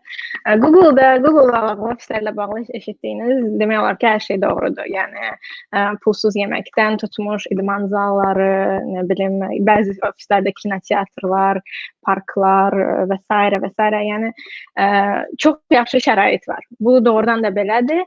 Ancaq bu niyə belədir? Mənim ən azından mən öz düşüncəmdə Google insanlara belə deyim, potensialı olan, ideyaları olan insanları öz şirkətinə cəlb edib, onlara mümkün qədər ən yaxşı şəraiti yaratmağa çalışır. Niyə bunu edir? Ki, insanlar bu xırda problemlər, yəni harda yeyəcəm, nə vaxt yeyəcəm, idmana nə vaxt gedəcəm, harda yeyəcəm, bu problemlərlə beyinlərini belə deyim, doldurmasınlar və daha vacib, daha ciddi problemlərə, bəlkə nə bilim, dünyada bir dəyişiklik eləyə biləcək problemlərə fokuslana bilsinlər deyə bu xırda şeyləri bizim həyatımızdan aradan qaldırıb bunlara fokuslanmağımızda kömək edir. Və üstəlik də ki, bilirsiniz, belə deyim, bacarıqlı insanlar, kreativ insanlar çoxdur. Ancaq onlara çox insanın bu belə deyim, bacarıqlarını həyata keçirməyə şəraitləri yoxdur, uyğun şəraitləri yoxdur və Google o şəraiti yaradaraq özünə daha, belə deyim, daha parlaq insanları cəlb edir. Aha. Çox gözəl. İndi növbəti sualımıza keçid alaq. Deməli, əsas sizin Google-da rolunuz, yəni gündəlik fəaliyyətiniz, bu haqda da biraz qısaca məlumat alaq. Google'da gündəlik fəaliyyətimdən belə deyim, bacardığım qədər detallı danışmağa çalışacağam. Bilirsiniz ki, məxfilik səbəblərindən çox detallı danışa bilmirik. Mən YouTube produktunu işləyirəm. Yəni Google'da işləyirsinizsə, bilirsiniz, Google'da fərqli produktlar var. Android, YouTube, Google Chrome və s. Mən sırf YouTube-la çalışıram və YouTube-da əvvəldə də qeyd etdiyim kimi YouTube-un partnyorları var və mən sırf media şirkətlərlə çox çalışıram. YouTube-un partnyorları kimlərdir? YouTube-a content yükləyən böyük şirkətlər, yəni bunlara BBC, CNN kimi fərqli ölkələrdə, misal üçün Rusiya bizə yaxındır, Rusiyada böyük kanallar, TNT, STS kimi media şirkətləri və s. Bu şirkətlərlə çalışırıq və biz bu şirkətlərlə YouTube arasında bir körpü kimi, yəni bu şirkətlərin belə deyim, YouTube-la bağlı feature requestləri, bugları, nə bilim, istədiyi özəlliklər və s. bunları YouTube-a ötürüb necə bunları onlar üçün həyata keçirə bilərik və eyni zamanda da YouTube-un daxilində yeni özəlliklər gələn zaman onların testingini bu şirkətlərlə aparırıq. Çünki istər-istəməz daha çox işləyirlər kontentlər daha çox YouTube-la. Onların testingini aparmaq üçün onlara treninqlər keçirdirik. Bu daha texniki tərəfdən əlbəttə ki, treninqlər keçirdirik, eventlər hazırlayıb bu şirkətlərin necə YouTube-la belə deyim, bir yerdə işləyib, bir yerdə inkişaf etməsinə kömək edirik və bunu daha çox texniki tərəfdən edirik. Yəni bu şirkətlərin həm də biznes menecerləri olur, onlara strategic manager deyilir. Onlar sırf biznes, yəni necə daha çox pul qazana bilərlər və s. bu şeylərə baxırlar. Biz isə daha çox produkt baxımından produktu necə inkişaf etdirə bilərik və ya dəyişmiş produktu necə partnyorlarımıza daha asan belə deyim, daha asan mənimsəməsindən əmin olmağa çalışırıq. Okay. Çox sağ olun. Bir də bu vacib suallardan biridir, deadline'lar. Google-da deadline'lar necə işləyir? Belə deyim, biraz yəqin ki, işlədiyiniz roldan da çox asılıdır. Mənim rolumda və əslində eşitdiyim qədər çox rollarda çox da belə sərt deadline'lar yoxdur. Yəni necə? Google bilirsiniz çox flexible dediyimiz, çox sizin rahatlığınıza uyğun olmağa çalışan bir şirkətdir və bu onların ən böyük dəyərlərindən biridir. Yəni misal üçün bir proyekt üzərində işləməyə başlayırsınız. Sizin müdürünüz çağırır, deyim, meneceriniz çağırır və sizə bu proyektlə bağlı bir sual verir. Sizə o mənə bu proyekt iyuna lazımdır demir. O sizdən, sən bu proyekti mənə nə vaxtda hazır verə bilərsən soruşur. Yəni deadline əslində siz özünüzə qoyursunuz. Və siz ona bir, deyim ki, sizin komanda və ya siz işlədiyiniz proyektdən asılıdır, bir tarix deyirsiniz. Dəqiq tarix olmur. Məsələn, iyun sonu deyə bilərsiniz. Və o deadline uyğun çalışmağa başlayırsınız. Yenə də deyirəm, deadline-a iyun sonu yox, iyul əvvəli də olsa sizə heç kim üçün deməyəcək. Çünki dediyim kimi Google bu baxımdan çox rahat şirkətdir. Yəni başa düşür ki, insanların çox başqa prioritetləri ola bilər, eyni zamanda başqa işi ola bilər və onlar inanır ki, Google-da inanırlar ki, insanlar işçi öz prioritetlərini və öz iş yoğunluğunu ən yaxşı özü bilir. Ona görə də deadline əslində siz özünüzə qoyursunuz və əlbəttə ki, nə qədər dediyiniz deadline-a yaxın olsanız, o qədər daha yaxşıdır sizin üçün. Okay. Və axırıncı sualımıza keçid alacağıq. Viza məsələsi. Hamıya məlumdur ki, Böyük Britaniyada viza əldə etmək ən çətin proseslərdən biridir. Beynəlxalq, yəni tələbələrin də yəni əsas problemi həmişə bu olur ki, onlar iş əldə etməkdə çətinlik çəkirlər və öz ölkələrinə qayıdırlar. Sizdə bu necə alınıb? Böyük Britaniyada viza almaq doğrudan da çox çətindir. Biraz düzünü desəm, mənə gəlir ki, ixtisasınızdan çox şey asılıdır. Yəni, əgər tech-də işləyirsinizsə, əgər finansda işləyirsinizsə, əgər marketing, auditdə işləyirsinizsə, viza almaq şansınız daha çoxdur. Nəinki, məsəl üçün, daha humanitar ixtisaslar. Məsəl üçün, tarix oxumusunuzsa, misal üçün, ya da müəllimlik oxumusunuzsa, bu biraz daha çətindir. Çünki viza verən şirkətlər əsasən, belə deyim, finans və imkanı daha çox olan böyük şirkətlərdir. Yəni, viza almaq istəyirsinizsə, kiçik şirkətlərin viza, belə İngiltərədə bilməyənlər üçün deyim, şirkət sizə viza vermək üçün sponsorship lisenziyası olmalıdır. Və bu sponsorship lisenziyası çox bahalı bir şeydir. Ona görə də kiçik şirkətlərin buna təsvir olsun ki, gücü çatmır və viza almaq istəyirsinizsə, biraz böyük şirkətlərlə işləməyə hardasa məcbur olursunuz. Və mən də IT-də bu daha asandır. Mən dediyim kimi əvvəldə daha çox finans şirkətlərinə, audit şirkətlərinə verirdim. Çünki onların lisenziyasının olduğundan əmin idim. Google-da belə hər rolda lisenziya yox. Yəni, hər rol viza verə bilmir. İngiltərədə belə bir sistem var ki, siz əgər xarici bir vətəndaşa viza vermək istəyirsinizsə, bunu elə bir ki, dövlətə şirkət izah eləməlidir ki, niyə siz xarici vətəndaş almaq istəyirsiniz, məsələn, İngilis vətəndaşı yox. Ona görə də, məsəl üçün, mənim rolumda bir neçə dil bilmək də çox vacibdir hal-hazırda. Çünki biz fərqli şirkətlərlə işləyirik və əlbəttə ki, bilirsiniz ki, xarici vətəndaşın başqa bir dil bilməsə ya da o mədəniyyəti daha yaxşı bilmə şansı daha çoxdur. Ona görə də, məsəl üçün, mənim Google məni niyə işə götürəcəyini dövlətə başa sala bilir. Ancaq fərqli bir rolda bu daha çətin ola bilir.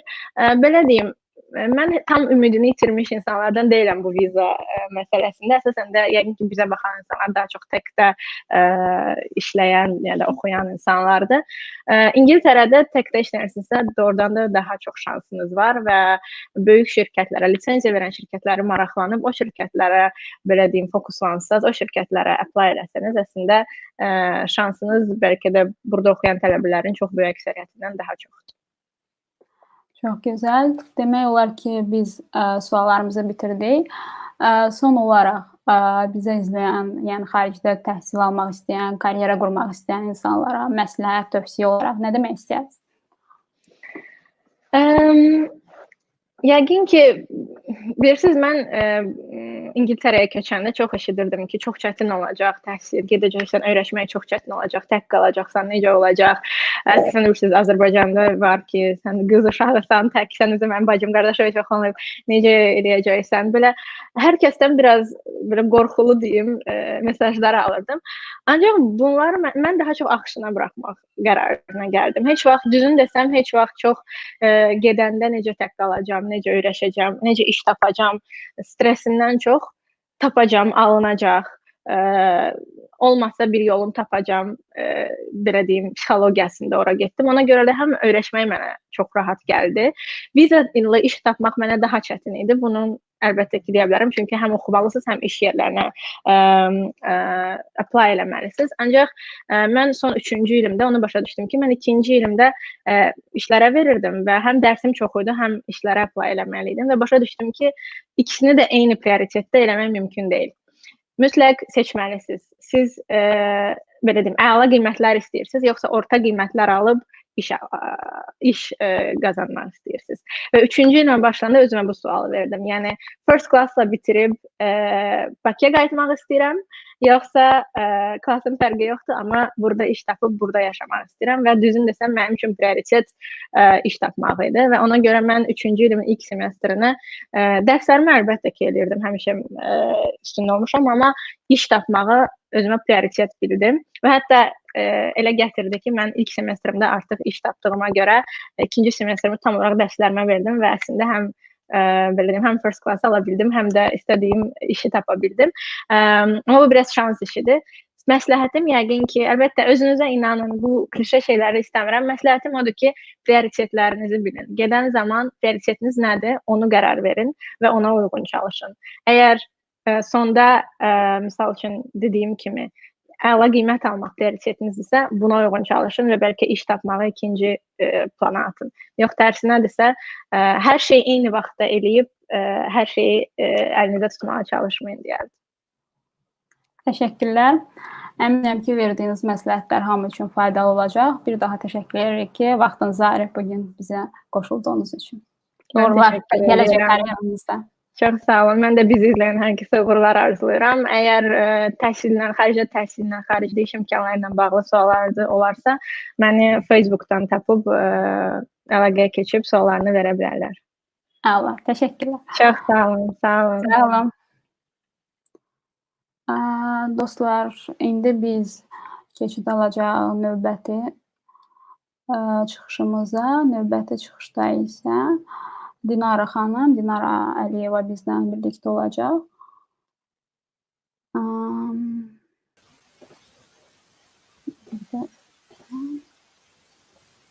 İşte bilirsinizmi məni?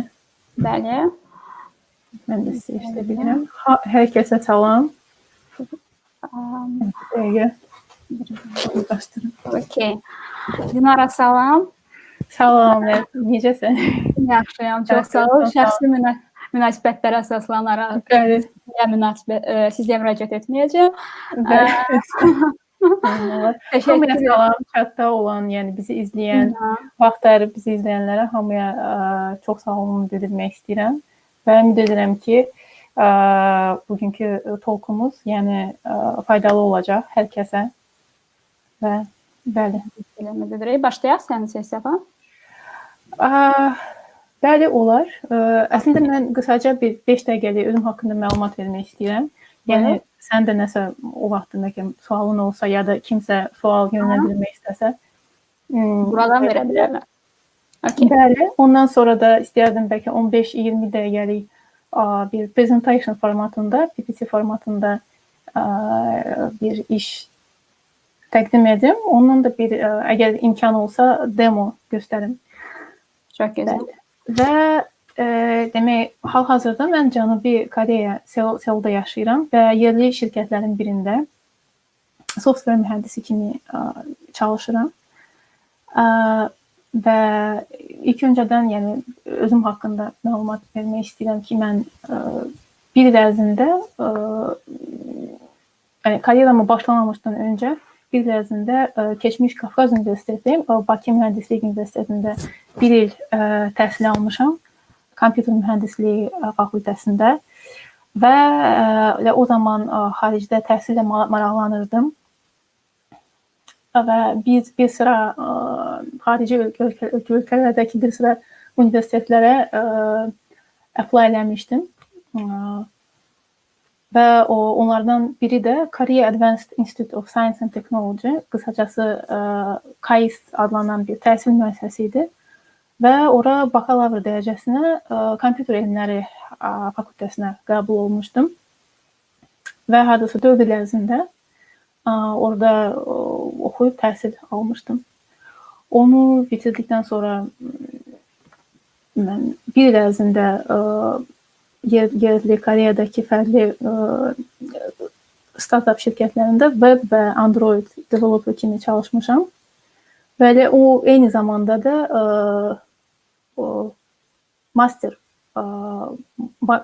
magistr dərəcəmi almaq üçün apply edirdim universitetlərə. Və 2016-dan 18-ci ilə kimi mən Koreya Universitetində oxumuşdum. Orada da kompüter elmləri üzrə kompüter mühəndisliyi üzrə. Həmin o zaman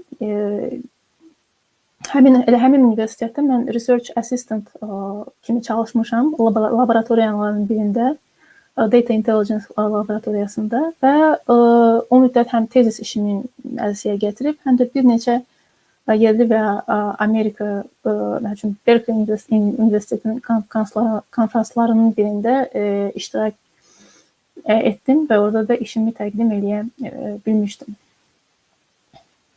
Və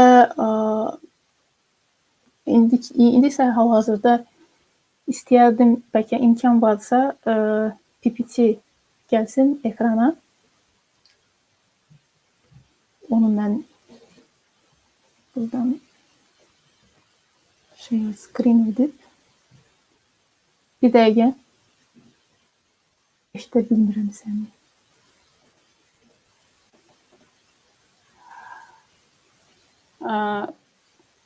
Orada icon var, share screen. Slide var. Gözlə bir dəqiqə.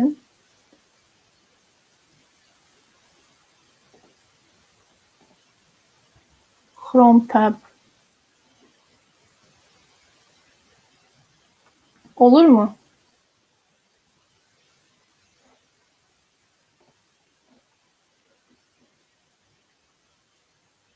Amma mən özümü görə bilmirəm.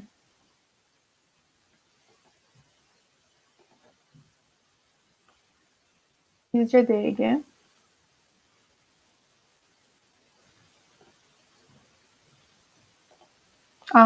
Okay. Anladım.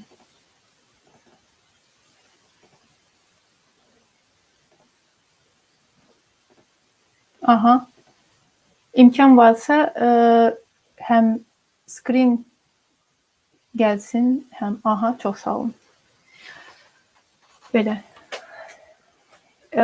Dediyim kimi qısa bir texniki problem oldu. Dediyim kimi, yəni hal-hazırki fəaliyyətimdən bəhs eləmək istəyərdim və onun əsnasında, yəni hazırda etdiyim fəaliyyətdən və buna uyğun bir PPT formatında çıxış eləmək istəyərdim. Deməli, mən yarım keçirici şirkətlərin birində affiliate, yəni alt şirkəti olan Robotics şirkətində çalışıram və əsas işim orada da ondan ibarətdir ki, AI, yəni süni intellekt kimi həlləri robotlara quraşdırıram və onun üçün robotlar üçün, yəni machine learning və deep learning modulları üçün proqram yazıram və arada kiçik support tasklar da olur, onları da yerinə yetirirəm. İndi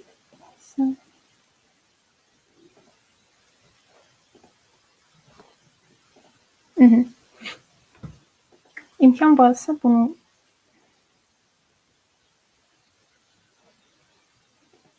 bəli. Və belə deyim də, robotları işlətmək üçün biz gərək robot service management system quraq və bu management sistemdə bir neçə modul var. Məsələn, map management system, content management system, bilmirəm görə bilirsiniz slaytda ya yox. Yəni imkan olsa bunu biraz böyük göstərmək olsa yaxşı olardı. Amma mən çox sağ olun. Qırmızı ilə göstərilən AMS, AI Management sistemdə işləyirəm. Yəni mən Navigation, Speech, Vision və s. vəsvəsələr üçün müxtəlif proqram təminatları yazıram. Və bildiyiniz kimi robotlar avtonomdur. Bu nə deməkdir? Bu nə deməkdir? O deməkdir ki, robotu bir device, bir elektrik avadanlıq kimi təsəvvürümüzə gətirsək, notebookla oxşarlığı çoxdur əslində. Notebook, kompüterlərlə oxşarlığı çoxdur. Yəni, bütün proseslər bir və ya bir neçə CPU-da işlənilir və uzun müddət ərzində heç bir cərəyana taxmamaqla işləyə biləcək bir maşın, yəni device olmalıdır. Və onun üçün də həm güclü processing power, yəni işlətmək gücü, həm də low cost, yəni low cost solutionlardan, həllərdən istifadə etmək lazımdır. Xüsusilə də əgər biz AI nəzərdə tuturuqsa, burada neyron şəbəkələr istifadə olunur və hansılarına ki, daha da yüksək processing power olmalıdır, yəni sərf olmalıdır onlara. Və çünki hər hansısa bir neyron şəbəkə istər computer vision üçün, speech recognition və text recognition üçün bir saniyədə olduqca böyük bir yəni sayda əməliyyat, yəni operation per second əməliyyat hesablanır. Və onun üçün də həm deep learning model, həm özü train olunmuş deep learning model özü də effektiv olmalıdır. Həm də ki, elə bir frameworkda, elə bir şəkildə run olmalıdır ki, bu həm low cost olsun, yəni ki, daha az məbləğ sərf olunsun əlavə cihazlara, məsəl üçün GPU və processing unitlərə. Və həmçinin də effektiv olsun, yəni accurate olmalıdır həmən bu deep learning modellər. Və bununla belə bu slaytda gördüyümüz kimi local solution for perception göstərilir. Onlardan hansılarını yəni daha çox belə deyək qeyd etmək olar. Intel OpenVINO, həmçinin Qualcomm Robotics platform və Nvidia Jensen Nano. İndi istəyərdim. Əslində Qualcomm və Nvidia Jetson Nano ikisi də çox yaxşı bir məhsullardır. Amma yəni biz bunları da yəni robotda tətbiq eləmək üçün bunlara da yəni biz əlavə bir məhsul, nəinki bunlara aid open source frameworkdan, həmçinin həmən o məhsuldan da istifadə etməliyik. Onun üçün də onu almalıyıq. O da o dərəcədə də yəni belə deyək, bir kompaniya üçün əlverişli deyil. Və elə benchmark testdə də biz görə bilirik ki, məsəl üçün GPU Nvidia GeForce var, hansı ki daha bahadır. $1000 artıq qiyməti var onun və məsəl üçün Nvidia Jetson, onun qiyməti də biraz aşağıdır, amma yenə də GPU daha yaxşı, yəni average imaging processing time onda daha aşağıdır. Yəni o daha da effektiv run edə biləcək bir məhsuldur. Deep learning modelləri run edə biləcək bir məhsuldur. Amma GPU çox bahalıdır. Və onun üçün hal-hazırki robot şirkətləri elə bir device-dan, yəni elə bir framework-dan istifadə etmək istəyirlər ki, həm open source baxımından, yəni həm o open source kimi istifadə edə bilsinlər, həm də ki, əlavə GPU almamaq üçün, əlavə graphic processing unit almamaq üçün bir framework qurmaq istəyirlər. Və bunun üçün də Intel OpenVINO kimi məhsuldan istifadə edirik hal-hazırda elə bizim şirkətdə də. Niyə görə? Ona görə ki, dediyim kimi, əgər biz robotu bir kompüter kimi fikirləşsək, onun haqqında, yəni bir notebook kimi fərzləsək bir notebookdur, biz düşünürük ki, biz əlavə GPU almayaq, amma burada effektiv olaraq deep learning solutionu biz necə tətbiq edə bilərik və belə bir frameworkdan istifadə edib asanlıqla tətbiq edə bilərik və sonucda mən demoda göstərmək istəyirəm vaxt olsa. Və mən burada yazılıb ki, it's not for training. Yəni robot şirkətlərində əsas odur ki, yəni əsas fokus ondadır ki, biz deep learning modeli və machine learning modeli biz əlavə train etməyək. Yəni bunun üçün biz əlavə nə data gathering edək və yaxud da özümüz bu modelləri train etməyək və hazır train olmuş modellərdən istifadə edək. Onları inference edək. Inference də o deməkdir ki, yəni robotda işlətmək. Və bəli, və buna görə də bu frameworkdan istifadə olunur. Və həmçinin də bu slaytda görürsünüz, burada yazılıb ki, CPU plus GPU. Bu frameworkun üstünlüyü, özəlliyi ondadır ki, birinci növbədə open source-lu məhsulu istifadə etməklə ağır data training prosesini buraxmış oluruq. Yəni data toplanması, məlumatın toplanmasına da ehtiyac qalmır. İkinci səbəbləri də ondan ibarətdir ki, həmin bu open source elə robotlara daxil olan Intel CPU və eləcə də Intel Graphics, başqa sözlə Intel PC-nin üstündə gələn GPU-lardan da istifadə oluna bilər. Yəni indiki məsəl üçün məndə Lenovo ThinkPad-dir.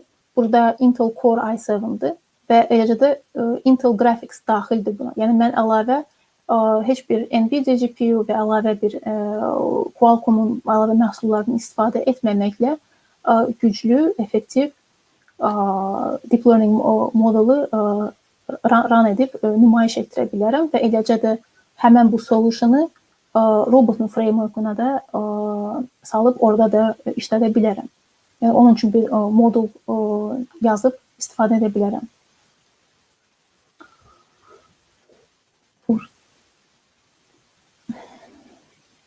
Deməli, bəli və indi isə bir 5 dəqiqə bəlkə bu iki case-dən danışmaq istəyərdim. Emotion detection model və user tracking model haqqında. Yəni emotion detection əslində nəyə lazım olur robotlarda? Məsəl üçün entertainment, yəni əyləncəli bir servis təşkil etmək istəyəndə, yəni robota yaxınlaşan insanın emosionu, yəni emosiyası nədirsə bilmək istəyəndə, məsəl üçün gülümsəyir və ya özünü pis hiss edir, yəni robot əgər bu məlumatı almaq istəyirsə, biz emotion detection model'dan istifadə edirik. Və elə orada da biz fərqli deep learning modellardan istifadə edirik və yaxud da OpenCV vasitəsilə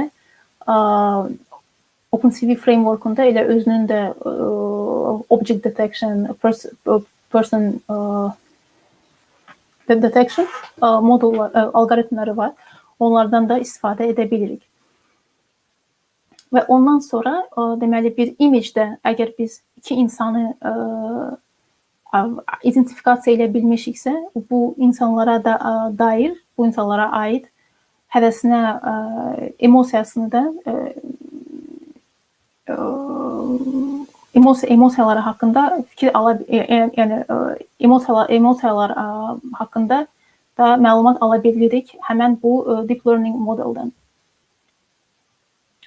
Burada isə daha yəni belə deyək də detallı şəkildə həmən bu emotion detection modelu detallı şəkildə robot operating systemdə necə yəni qurmaq olursa, yəni bu haqda slaydlar hazırlanıb və əgər kimsə bir məlumat istəyirsə bu haqda əldə etmək üçün, yəni həm sual yollaya bilər, baxacağıq və yəni bu haqda daha ətraflı danışa biləcəyik. İkinci deməli solution user tracking. User tracking nə zaman lazım olur? User tracking nə zaman lazım olur? Onu da mən bölüşmək istəyərdim. Onun üçün də əgər burada screen edə bilərəmsə share, mən istəyərdim bizim şirkətimizin web saytına girim, oradan bir video paylaşım, əgər imkan varsa. Yoxsa bir dəqiqə eşitmirəm səni. Chrome tabı share eləyə bilərsən istəsən. Aha. Bunun üçün də bu skrini stop eləməliyəm, yoxsa əlavə? Yəni əlavə eləmək mümkün olmalıdır məncə. Yoxla. Stop screen olur.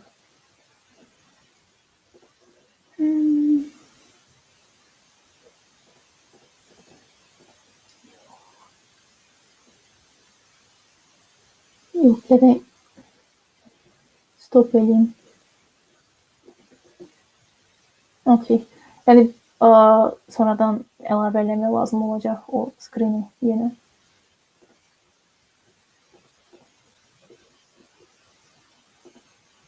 Bəli. Və burada yəni bizim şirkətimizin bir neçə robotları var. Robotlar haqqında məlumat var.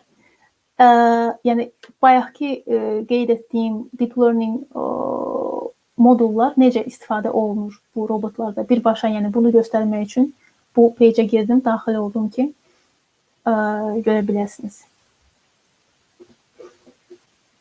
Deməli, məsəl üçün belə bir robot var, adı Jimbotdur. Bu aeroportlarda quraşdırılır, videoda var və əgər hansısa bir kəs gəlib bu robotdan istifadə etmək istəyirsə,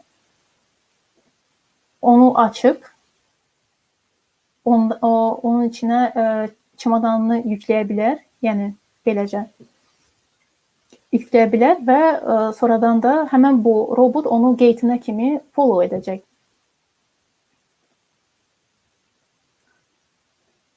Belə bir şəkildə. Yəni bu prosesi, bu servisi əlçəyə gətirmək üçün person detection deep learning model lazım olur. Sonra nə lazım olur? Person re-identification lazım olur. User tracking model lazım olur. Yəni bütün bu modullar bir-bir yazılmalıdır. Yenə qayıdaq PPT-yə.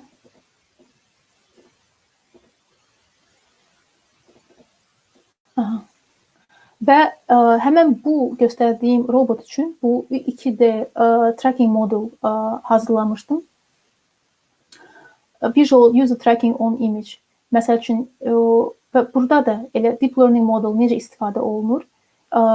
Bir şəkildə, bir framedə bir insanı identify edib, ona bir ID verərək gələcək framelərdə, yəni gələcək şəkillərdə əgər həmən insanı biz identify eləmək istəyiriksə, yəni bunun üçün həmən bu Deep Learning modelu inference eləmək lazımdır robotda.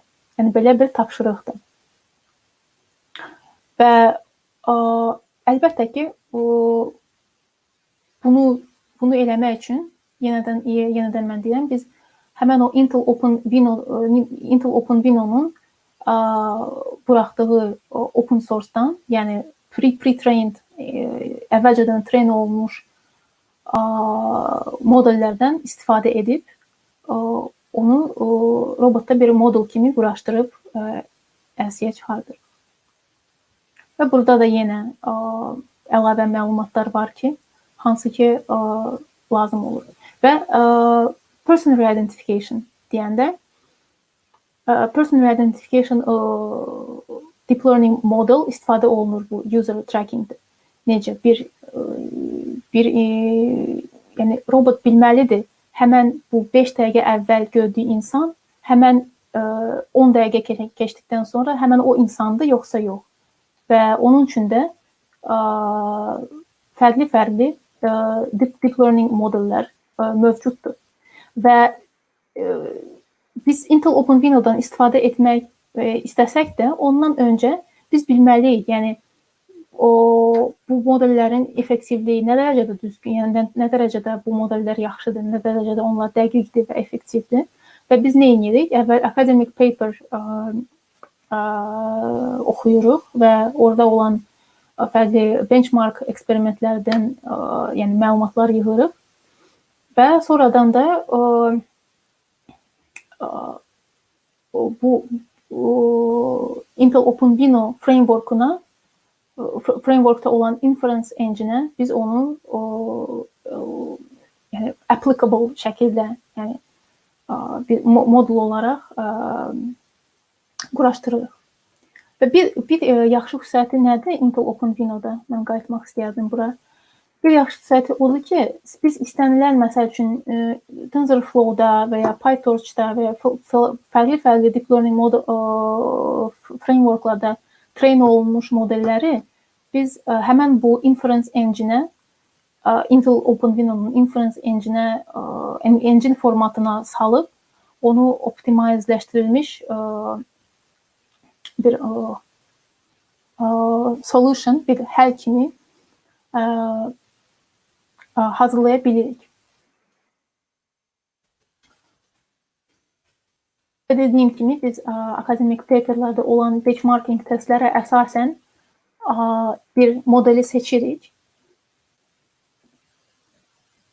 Bir modeli seçirik və həmən bu tapşırıq üçün, yəni user tracking tapşırıq üçün ən uyğun model Omniscale network olub. Niyə görə? Çünki onun həm dəqiqlik hesabı, dəqiqlik skoru və parametrlər, həm dəqiqlik skoru yüksəkdir, həm də parametrlərin sayı azdır. O deməkdir ki, o daha effektivdir, daha tez run oluna bilər, daha tez işlədilə bilər CPU-da. CPU-da və eləcə də Intel Graphics-da, yəni Intel'ın GPU-sunda. Və elə bu solution barədə, yəni OpenCV-də bir demonstration hazırlamışıq. Birbaşa robota girəcək demonstration deyil, amma yəni o OpenCV-də istənilən insan, yəni hazırda bizi izləyənlər də yəni əgər sizdə computer PC Intel-dırsa, yəni və Intel qrafik varsa üstündə, hələ olmasa da olar, təkcə Intel CPU-da da run oluna bilər. Yəni siz bu demonu özünüz yoxlaya bilərsiniz. Onun üçün gərək share screen edim.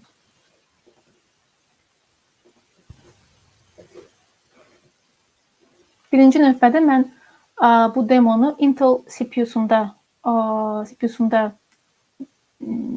edəcəm və biz görəcəyik ki, CPU korları, yəni biraz çox istifadə olunur. Amma həmən bu demonu mən Intel GPU-sunda, elə özünün, yəni ayrı bir GPU-da yox, hələ Intel-ın özünün GPU-sunda run etmək istəsəm, biz görə biləcəyik ki, yəni operation hesablanma və korlarda 8 kordan hamısından istifadə olunmur. Yəni daha da effektiv istifadə olunur.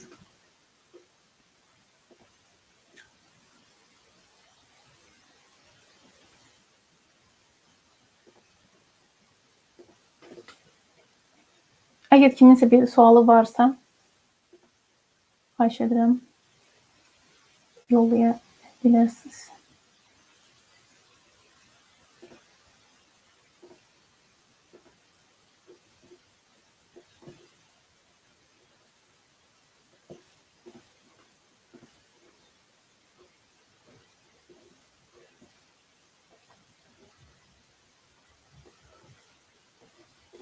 İndi mən burada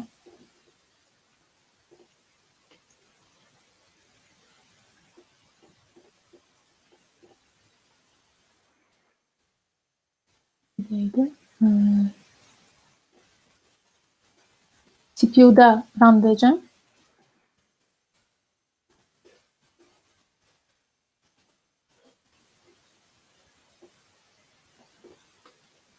Serverdə.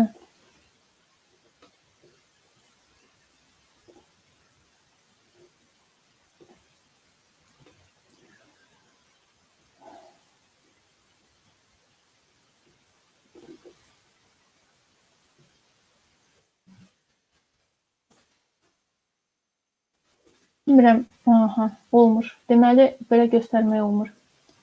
Gələk bütün skrini göstərim.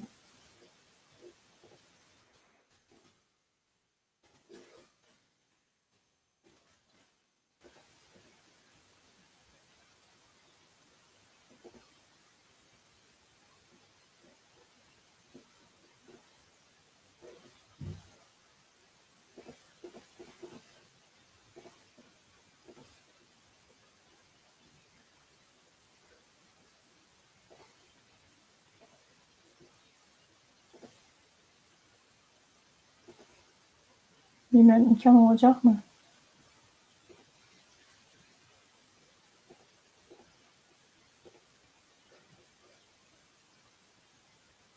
Okay.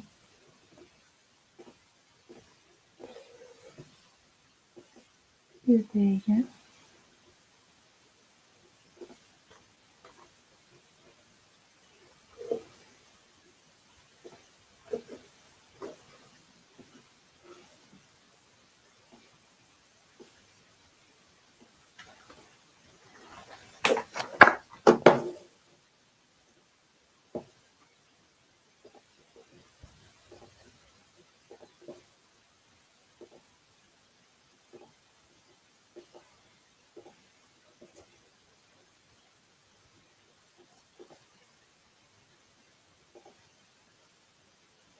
Wow.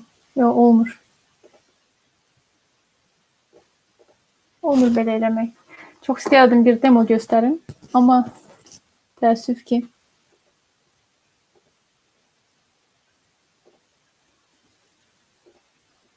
alınmır bütöv skrin göstərmək.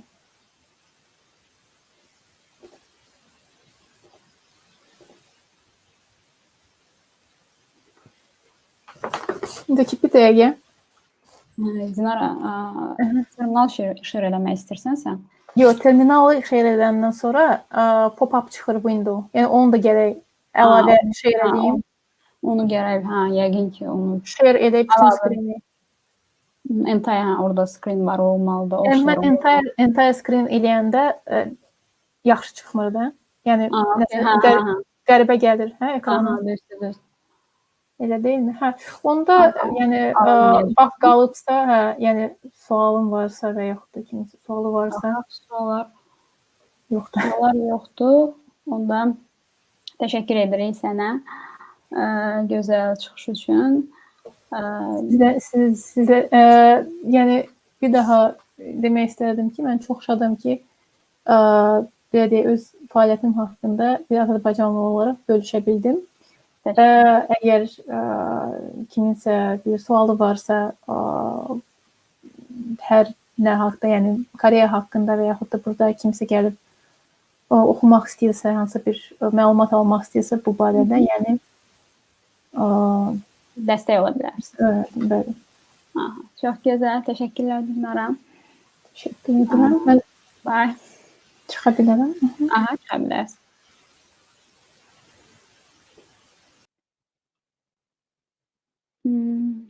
Dostlar, biz indi növbəti sessiyamıza keçid edəcəyik. İngilis dilində olacaq növbəti sessiya. Gəlin Nazili xanımı dəvət edək.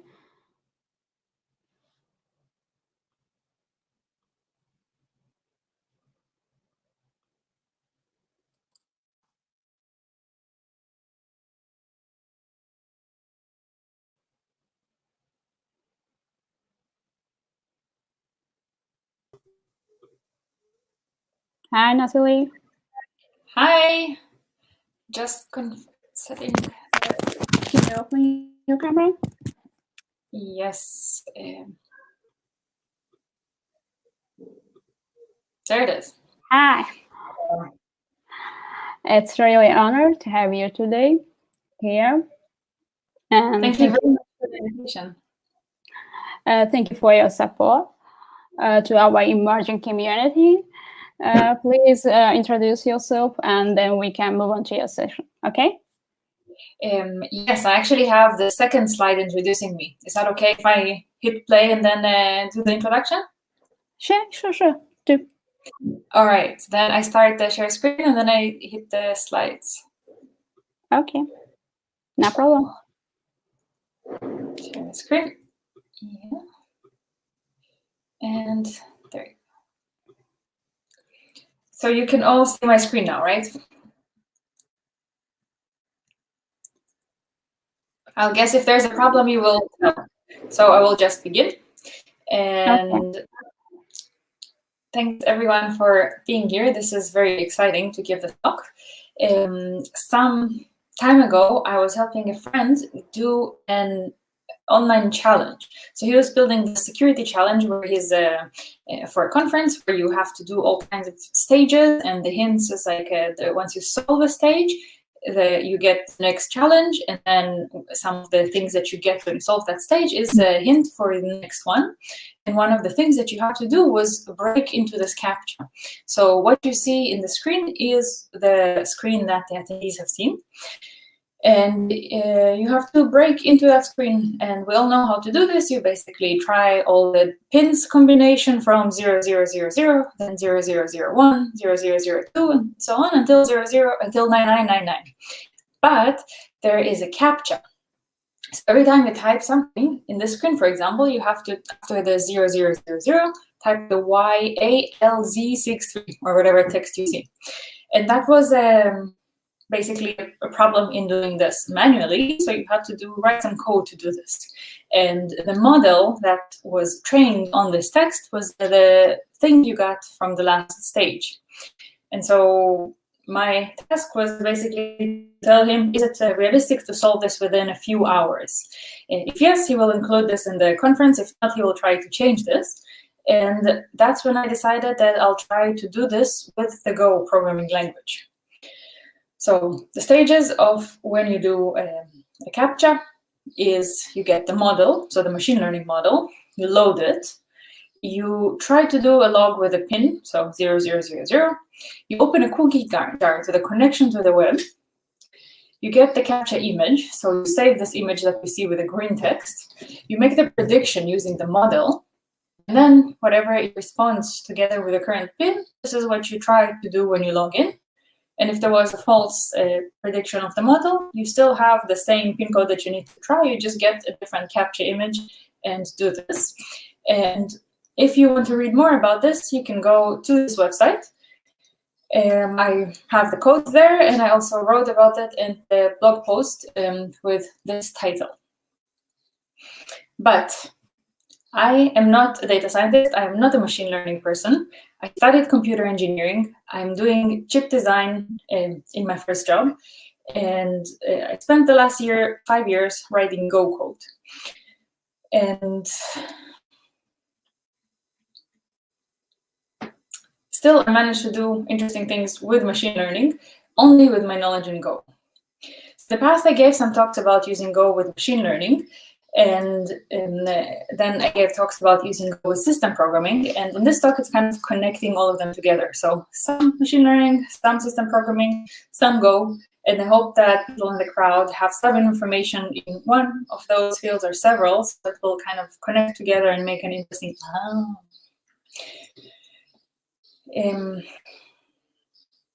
So the next 45 minutes or the next 30 minutes will be some confusing moments, and some will be, that's familiar. And what I hope that by the end of this talk you will have is this feeling of, oh, this is so interesting. I understand a little bit about the end-to-end infrastructure for those applications, and I need to go home and try to do this. And if you learn anything cool, please share this on social media. If you want to tag me, you can use my Twitter handle. And please follow this really cool meetup group, WTM Baku. All their events are on meetup.com/WTM-Baku. So let's start talking, what is machine learning? Wikipedia. Machine learning is a scientific study of algorithms and statistical models for the computer to do tasks that are not relying on instructions, but actually on patterns. It is considered to be a subset of artificial intelligence. What is artificial intelligence, you ask? Many things. So it can be machine learning, it can be also natural language processing, it can be automation, it can be robotics, it can be scheduling, it can be speech, text, learning, unsupervised or supervised, reinforced, computer vision, and so many other things. And Wikipedia defines this as the intelligence demonstrated by machines, unlike the natural intelligence that is demonstrated by humans. And the term is used to describe machines or computers that mimic cognitive functions that humans associate with the human mind, such as learning and problem solving. Let's talk about the different stages of how to do machine learning.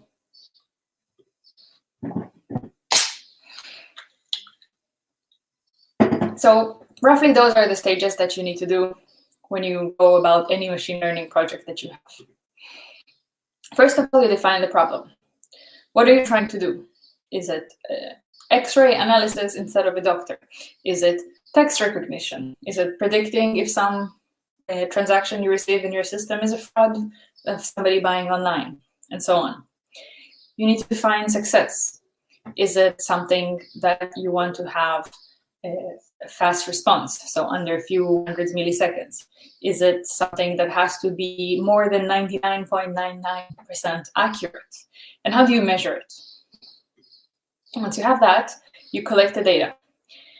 And the data needs to be relevant to the task. So if you recognize numbers, don't include letters. If you recognize English text, don't include characters in Vietnamese. And define the objectives. So is it precision? Is it computer expenses that you want to minimize? What do you want to do? And then you prepare the data. So you clean and pre-process it, which means if any image is blurry, you remove it from your data set. Then you randomize it. For example, if you do a digit prediction, you shouldn't feed the computer 0, 1, 2, 3, 4, 5 all the time, because it will know that if it's 6, then the next one is 7. And you split your data. 75% of the data is used for training, and 25% is used for testing. Then you choose a model. This is based on the learning task. This is based on the problem. This is based on the input type. Do you get strings, images? Do you get voice, something else? And it's also based on the possible number of categories. Categories is kind of the number of solutions or answers. So if you do digit prediction, it's 10 digits, 0, 1, 2, 3, 4, 9. If you do text prediction, most Latin languages will have between 20 and 30 categories. If you do face recognition, it can be thousands, millions. And if you do hot dog, not hot dog, like in that TV show, it's 2 categories. And then you train the model. You start by assigning random values, and then you predict the data, you make a step, you see the results, and you adjust the weights. Here is where you use the 75% of the data that we prepared in stage 3. If you add more categories, for example, you do face recognition and then you have a data set of images of faces, and then you add more faces, this is called retraining. And then you evaluate the model and you define your metrics as you plan them in steps 1 and 2. And you use the remaining 25% of the data that you did not use for training to see the performance of the model. Many times from this stage, you find yourself falling back to either stage 4, where you have to choose a completely different model, or just to stage 5, where you need to change your training data and retrain your model. If all goes well, you move on to stage 7, where you tune the hyperparameters. Unlike the stage 5, where something similar happens, this is done manually. So usually the training, where you do the adjustment of the weights, in stage 5 is done by the computer. And once you're all done, going and you're ready to predict. TensorFlow is a really great tool for this. Let's look at it a little bit closer. It's an open source software for machine intelligence used mainly for machine learning applications like neural networks. It's a tensor. So this is how a tensor looks like, out of many options of how it can look. It's a generalization for vectors or matrices. It can be from a higher dimension. It doesn't have to be from 3 dimensions like in this image. And you define it by 2 properties, the data type, int, string, float, something else, and the shape. The shape is number of dimensions and the number of values per dimension. Then you have the graph or the model where your tensor is flowing through. The graph is basically a set of nodes. Each node represents an operation. And the tensors or the data kind of flows through that graph with those nodes, and it undergoes mathematical manipulation, and at any step you can inspect the value of a specific node to know what's the intermediate value. And this is why it's called TensorFlow. Basically, we take a model and we say that we picked a model for our problem. It is represented by the set of nodes, where each node is a mathematical operation. And each input data is this tensor, and it's going through those mathematical manipulations when our model is making a prediction or a calculation. That's pretty much machine learning. TensorFlow is all open source, and it always looks for code contributions or code documentation contributions. It is community-driven, and it's becoming more and more friendly for developers, which is great because I'm a developer and I love using it, and I love doing machine learning, but I don't know much about machine learning. There's tools like AutoML, where you basically upload images and you upload the tags, and all the training is happening for you, kind of landing you to stage 7. There is a TensorFlow Hub, which is just a GitHub repo for modules. So people, let's say PhD student, just finished his research and they have a model that they made and they want to share this with everybody as an open source.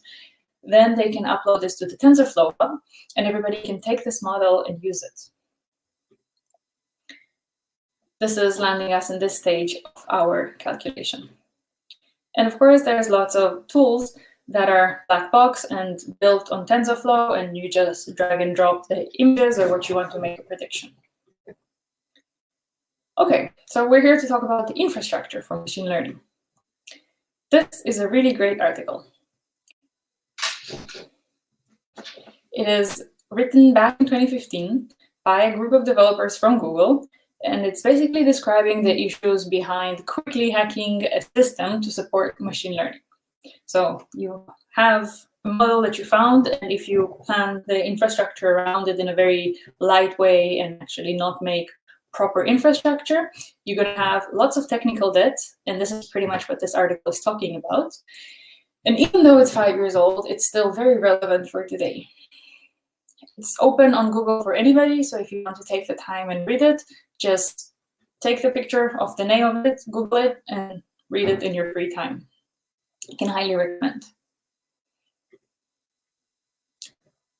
A production machine learning system involves a significant number of components. There is a lot more to machine learning than just the algorithm. Actually, the code of the algorithm in a real production system is about 5% or less of the overall code of the system. Other components go around the data. You need to collect it, you need to verify it, extract features, you need to serve an infrastructure for serving the model, you need to do monitoring to the entire thing, and the code that connects all those pieces. We will do a quick dive into architecture components. It's going to be a lot of information. Take a deep breath. Okay, so I want to just start with saying that as an engineer, I love giving practical tips. So I'm going to be naming a lot of tools. It's not all the tools out there. It's not necessarily the best tools. Always the best tool is the one that solves exactly the problem that you have, but it's mostly open source and it's mostly written in Go, the ones that I recommend now. And the first one is Hadoop, which stands for High Availability Distributed Object-Oriented Platform. This is an Apache project, and it is a collection, actually, of open source tools that help solve problems that involve a lot of computation and a lot of data. It is software framework for distributed storage and processing of big data, and it's using MapReduce as a programming model. Let's go over the different parts of it, and the first and most important one is the distributed file system. This allows data to be stored in an easily accessible platform across large number of storage devices. The next one is MapReduce. It is the basic tools for poking around the data. It follows the two basic operations that the model does: map, so read the data from the database, and reduce, so do all the mathematical operations, like how many people under age 30 are in the crowd. Two less popular tools from this set is the Hadoop Common, which provides the tools that the operating system needs to read the data, and Yarn, which manages resources and systems, storing the data and running the analysis. Hadoop is really flexible and open source, and it allows lots of vendors to use cheap and readily available parts as a commodity with commodity hardware. And it's said that more than half of the Fortune 5,000, half of the Fortune 500 companies make use of it. This is probably the trickiest side of the entire presentation. I'm going to be comparing apples and oranges, or even apples. So apples is a mix between apple and a pear, and I'm here to say that I'm going to be comparing things that is really hard to compare. So bear with me. Lots of abstractions in the coming slides. Hadoop is one of the platforms to build a data lake. The term data lake was coined by James Dixon, and if you think of it, it's basically a place where you can put all your data in the raw shape, non-hierarchical way, and it's welcoming all sizes and all formats, and you need lots of tools to handle it, of course, because it's not standardized. Some other tools that you can use to build a data lake is a Google BigQuery, Apache Spark, Azure Data Lake, and many, many others more. Those, the ones that I listed here, all have Go clients. Next component in an infrastructure is, of course, the database.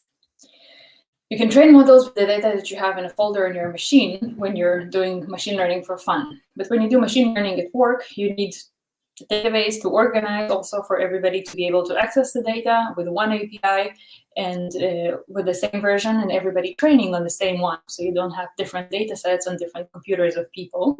And some data sets that are, some databases that you can use for that are MongoDB, Aerospike, CockroachDB, Couchbase, many other more. Again, all those that I'm listing have a Go client. Next component is function as a service, or what we call serverless. All the ones listed here are also tools you can use, all have Go clients. Now, this is a bigger of a deal, data governance. So what it does, this component, what it does is make data available, whether inside the company for different teams in different departments, or even outside of the company as open source.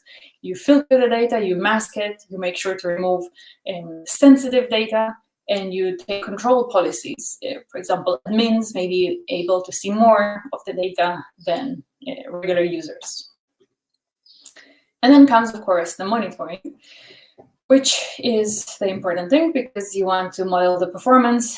If the predictions are right, you want to model the system performance. How many requests do you have? What's the processing time? You want to monitor the app transaction, the app weight. How many transactions go through your system? How many connections do you have to the database? How many of them time out? And so on. Let's put all those components together into what I see as a bare bones infrastructure. It's important to say that many people have different opinions. What is the most minimal group of components that you need for a machine learning infrastructure? And this is my opinion. There's more than one right answer. You'll find on the internet many people with many opinions. And the truth is that it depends on your use case. Start with data. We said data comes in different sizes and formats. For example, Parquet, JSON, CSV. We're doing a very first clearing of the data. For example, if you accept credit card information, but you're not PCI compliant, you want to make sure the credit card number is not even entering your system, just a hash of it is enough. Then you store that. You can store it in a data lake or in a database. Then you do another interaction on the stages, on the data itself, to make sure that, for example, you have set the access policies. Maybe you want to release a subset as an open source, and so on. And then you take the data that you have and you do the training of your model. Let's zoom in on that a little bit. This is step 5 of what we were looking at. And you can have 2 types of training: static or offline, and dynamic or online. Static model basically means you make all the predictions in a batch and you write to a table, and then you upload this, and the prediction is really like a lookup table. So it's very easy to build, it's easy to test, and you know what the outcome will be. But it can only predict things you know about, and the update latency is probably hours or days, because it means you take down the model, you make predictions for all the possible options once again, and then you upload the whole thing. Dynamic model is adapted to changing data, so it's more likely to make better predictions. But it's compute intensive, it's latency sensitive, and you probably have to limit the complexity. Because basically, a dynamic model, you've done the training, you uploaded, but then you have a feedback loop. Whenever you have an outcome of the prediction, for example, you have a transaction and then you made a prediction that it's not fraud, but then somebody called the credit card company and said, no, somebody stole my card, I didn't do this prediction, I didn't do this purchase. You have to go back to the model and update this in real time that this prediction was wrong. This, of course, means that the monitoring needs are more intensive, both on the performance of the predictions and on the performance of the system. For example, speed. Okay. Back to our infrastructure, we know that the model training is also an important part. Once the model is ready, we do the deploy, do some serverless function as a service, and we do the prediction. This, of course, comes with a CI/CD testing and so on. And then you are ready to make the prediction, right? Let's zoom in on that as well. The prediction is also called an inference, and this is this step of what we saw of how to ML. And it also splits into 2 types of online and offline. Online, you can make the prediction as new items go in. A big benefit is, for example, when you have a flower shop and your model is always telling you, when the weekend comes, buy more flowers. When the weekday is, you can buy less, and then you're never stuck with too many flowers that you don't sell. And if you notice a weird behavior around the middle of February, you know the model will be telling you buy more flowers because people seem to be buying more flowers. And then you're not sold out on Valentine's Day and actually manage to make good use of one of the most busy days of the year. Of course, it means it's compute intensive and latency sensitive, so you have to put limitations on the model and monitor those. In comparison, you have the offline model, which is this lookup table. And you don't worry about the cost of the inference because it's just searching in a pre-uploaded database of answers. It's very likely you use batch quota, and you can do a verification of all the possible predictions to make sure that you will never say something funny. Of course, the minus side of it is that it predicts things that you only know about. Okay, are we done? No. The most important thing is the monitoring. How do you know your system is actually functioning if you're not looking at it? So this is what we saw was just the most basic components. This is a slightly more bigger snapshot of the ecosystem of AI. And if you can see, it has so many different fields that we did not look at, like AI ops, data transformation, cloud, data warehouse, data generation, infra solutions, search visualization, security, streaming, orchestration, and even this list is not comprehensive. There is a lot of things to do in machine learning infrastructure. You can also use off-the-shelf solutions that are ready end-to-end, for example, TensorFlow. I'm not going to go over all the stages here, but this is basically from the let's load data through verifying, training, serving, and until the very end, you have the predictions, and they're also monitoring, and you can use some of the tooling for that, like TensorFlow Serving, TensorFlow JS, TensorFlow Lite, and many others. Let's look now at a concrete example of actually a real production system using machine learning. I am not able to tell you the name because they are a client that my company is working with, but this is their infrastructure. Because they do one thing, if I tell exactly their example, you'll be easily able to know who they are. So we're changing the use case, and we'll be talking about spam emails. So this is me. I want to send an email. I type some information, and I write to, and I write a title, and then I hit send, and then some input about me is being sent to the system. Some of the information that's being sent, for example, is the sender email, receiver email, title, content, header, and so on. And this is the entry point to the system, right? In the graph that we saw, this is the different types of information. And from this, you can take a lot of other pieces of information, like, has this user been reported as spam? Does the content of the email look like spam? And so on. And they run this through Aerospike. And instead of actually calculating every time, does this user have a history of being spam? Or is this wording in the email, like, does it say, hey, friend, I have a special deal for you? Sounds suspicious. So instead of doing this calculation, they just pulled it out from Aerospike real quick, create this input feature vector that basically gives each of those data points a numerical value and feeds it into the model that they have on AWS Lambda.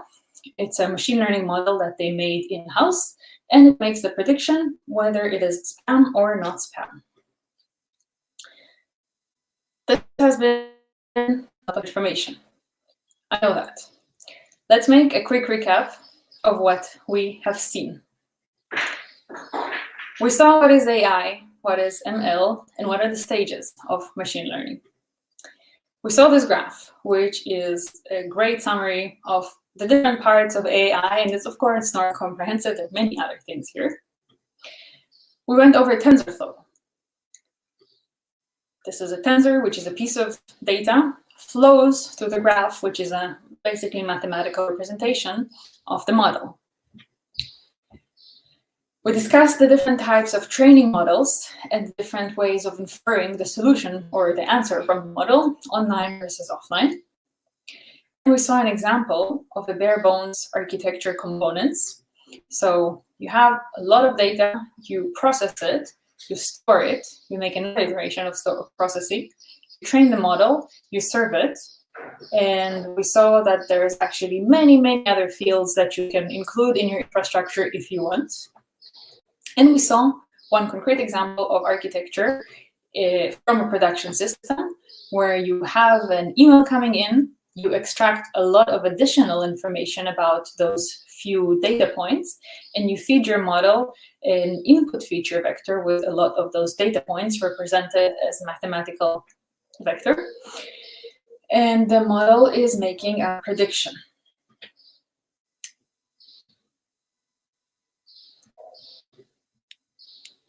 Something happened. I just wanted to say that to summarize, please take away from here that 5% of the code of a system is in the model.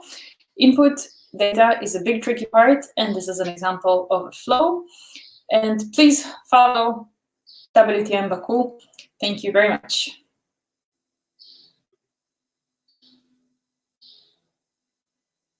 Is there time for questions?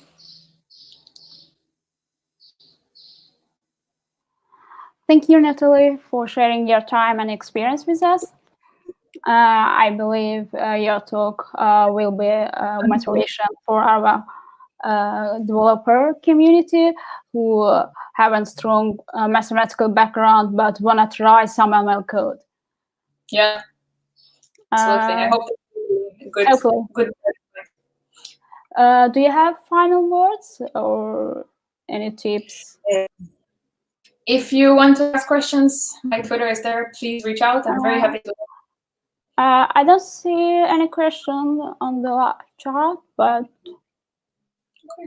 if you want, we can recap your session. Okay. Yeah. Hi, Natalie. Thank you again. Dostlar, indi keçirik növbəti sessiya.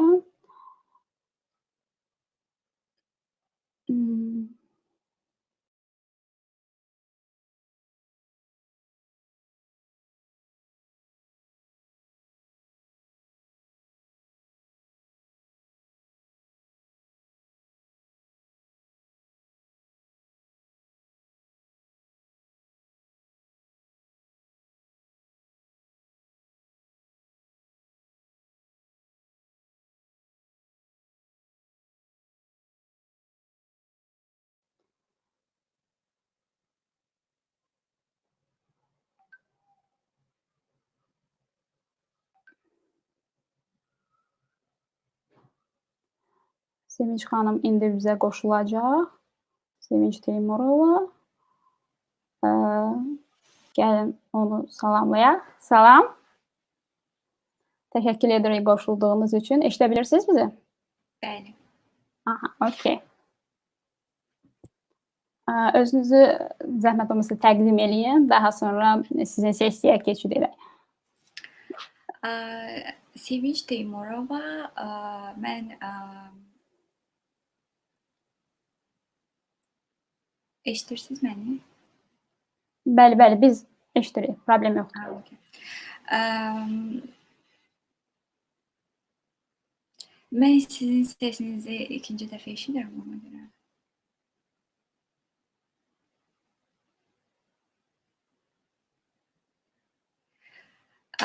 Okay. Deməli, mən machine learning...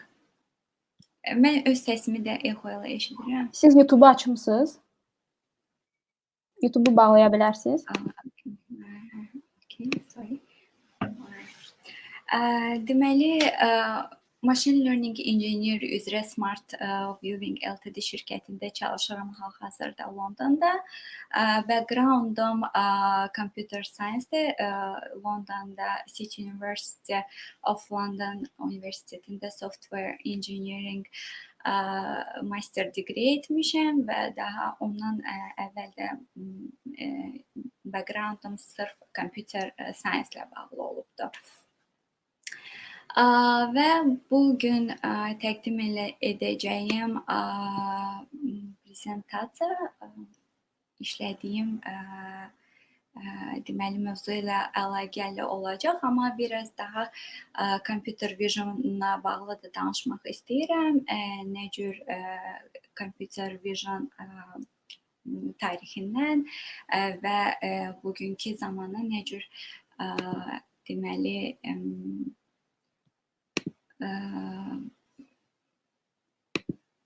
nə cür gəlib bunu da izah edəcəm. Hal-hazırda prezentasiyanı açım. Okay.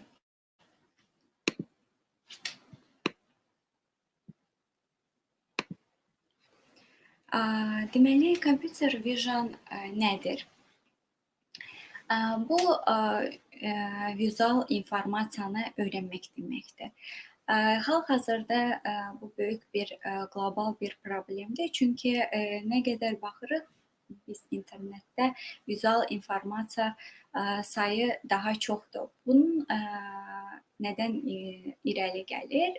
Baxsanız, hətta telefonlarda sensorların sayı belə insanların sayından daha çoxdur. Bu isə ona gətirib çıxardır ki, informasiyalar, vizual informasiyalar daha çoxalır, yəni şəkillər, videolar və s. Və nə qədər şəkillər və videolar hal-hazırda yüklənilir. Hətta indi biz hal-hazırda danışdığımız zamanda YouTube-a nə qədər videolar yüklənilir və neçə saat olan. Bu informasiyanın hamısını öyrənmək təbii ki, çox çətindir. Deməli, hətta 2015-ci ildə Cisco tərəfindən stadiylər aparılmışdı və onlar belə müəyyən etmişdilər ki, 2017-ci il və 2-3 ildən sonra bütün informasiya deməli sadəcə videolardan sadəcə deyil, yəni daha çox videolardan ibarət olacaq. Bu videoların hamısını bizə öyrənmək lazımdır, annotasiya etmək lazımdır.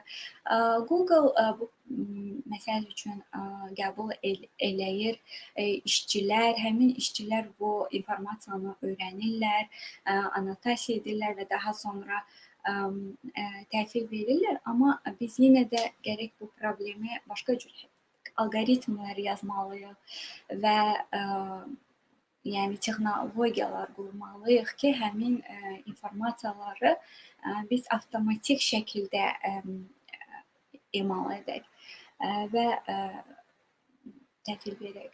Deməli, kompüter vision bu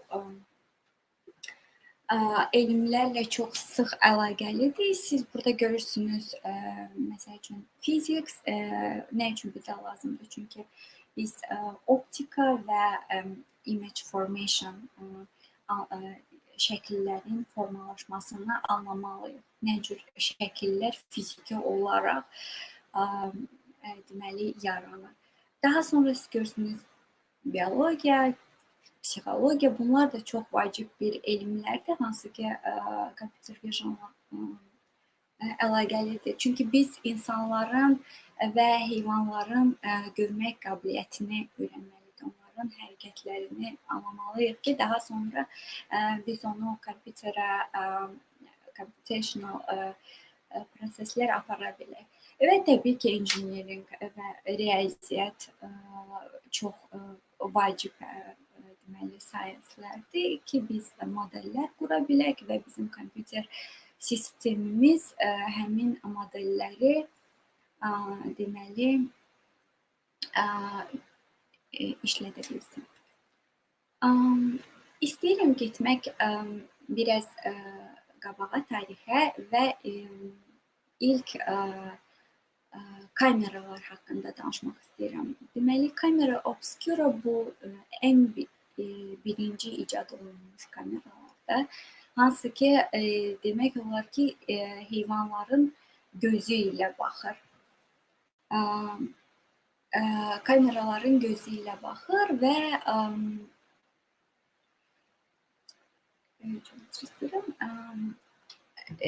arxasında deməli bu kameranın plane yerləşir və həmin plane light deməli işıqları və imajları informasiyanı qəbul edir və həmin informasiyanı tamamlayır və ötürür. 16-cı ildə həmin kamera icad olunub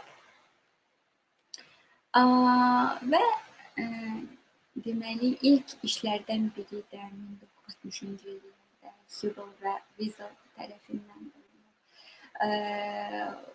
onlar deməli elektrofiziologiya istifadə edərək heyvanların və insanların görmə qabiliyyətini, nə cür onların görmə qabiliyyətini öyrənmək istəyirlər. Və bunun üçün onlar pişikləri seçiblər. Nə üçün? Çünki pişiklər heyvanlarda görmə baxımı, vizual proses demək olar ki, insanlarla biraz bənzəyir. Və onlar nə cür bunu ediblər? Həmin pişiyin deməli beyninin arxasına primary visual cortex adlanır. Həmin o yerə yerləşdiriblər elektroidlər. Və bu elektroid və müəyyən ediblər ki, həmin beyində bir neçə selslər var, sels hüceyrələr var və o simple hüceyrələrdir, mürəkkəb hüceyrələrdir və digər hüceyrələrdir. Amma ən əsas və deməli bu işin məqsədi olubdur ki, məqsədi deyil, belə anlayıblar ki, əsas məsələ deməli simple cellslər, çox sadə hüceyrələr, deməli bizim heyvanların və insanların görmə qabiliyyətinə cavab verən bir neyronlardır və bu neyronlar nə cür detekt edir hər hansı bir sözü, edgeslər, yəni kənarlar vasitəsilə o kənarları onlar proses edirlər. Daha sonra bir kompleks obyekti müəyyən edirlər. Daha sonra çox böyük iş və çox alqışa layiq işlərdən biri də Larry Roberts tərəfindən 1963-cü ildə edilib. Nəyə görə alqışa layiq deyirəm? Çünki bu işdən sonra artıq computer vision'a maraq yaranıb. Və bu ilk tezis olub, hansı ki Massachusetts Universitetinin alimləri tərəfindən aparılıb. Bu bir tezis deyil, bu bir neçə dənə tezisdə Larry Roberts tərəfindən aparılıb və bunlar object detection-ı nə cür etmək haqda deməli işlər aparıblar. Onlar həmin obyektləri geometrik fiqurlara bölüblər və daha sonra o geometrik fiqurlardan hansı söz alınacaq onu... Üzr istəyirəm, Sevinç. Slaydlar dəyişmir sizdə. Onu baxa bilərik. Aha.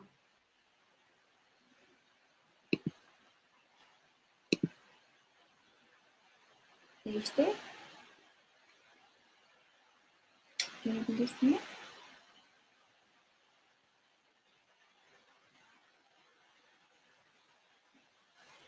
Və bu işdən sonra deməli yenə də 70-ci illərdə yəni bu işlər hamısı ona gətirib çıxardırdı ki, yavaş-yavaş insanlarda həvəs yaranırdı kompüter vision'a. Və 70-ci illərdə David Marr tərəfindən bir kitab yazılıb, Vision adlanır. Və həmin kitabda David Marr çox yaxşı izah edir. Necə ki, bir sadə bir şəkildə onun 3D modelə çevrilir və hansı alqoritmlər istifadə olunur.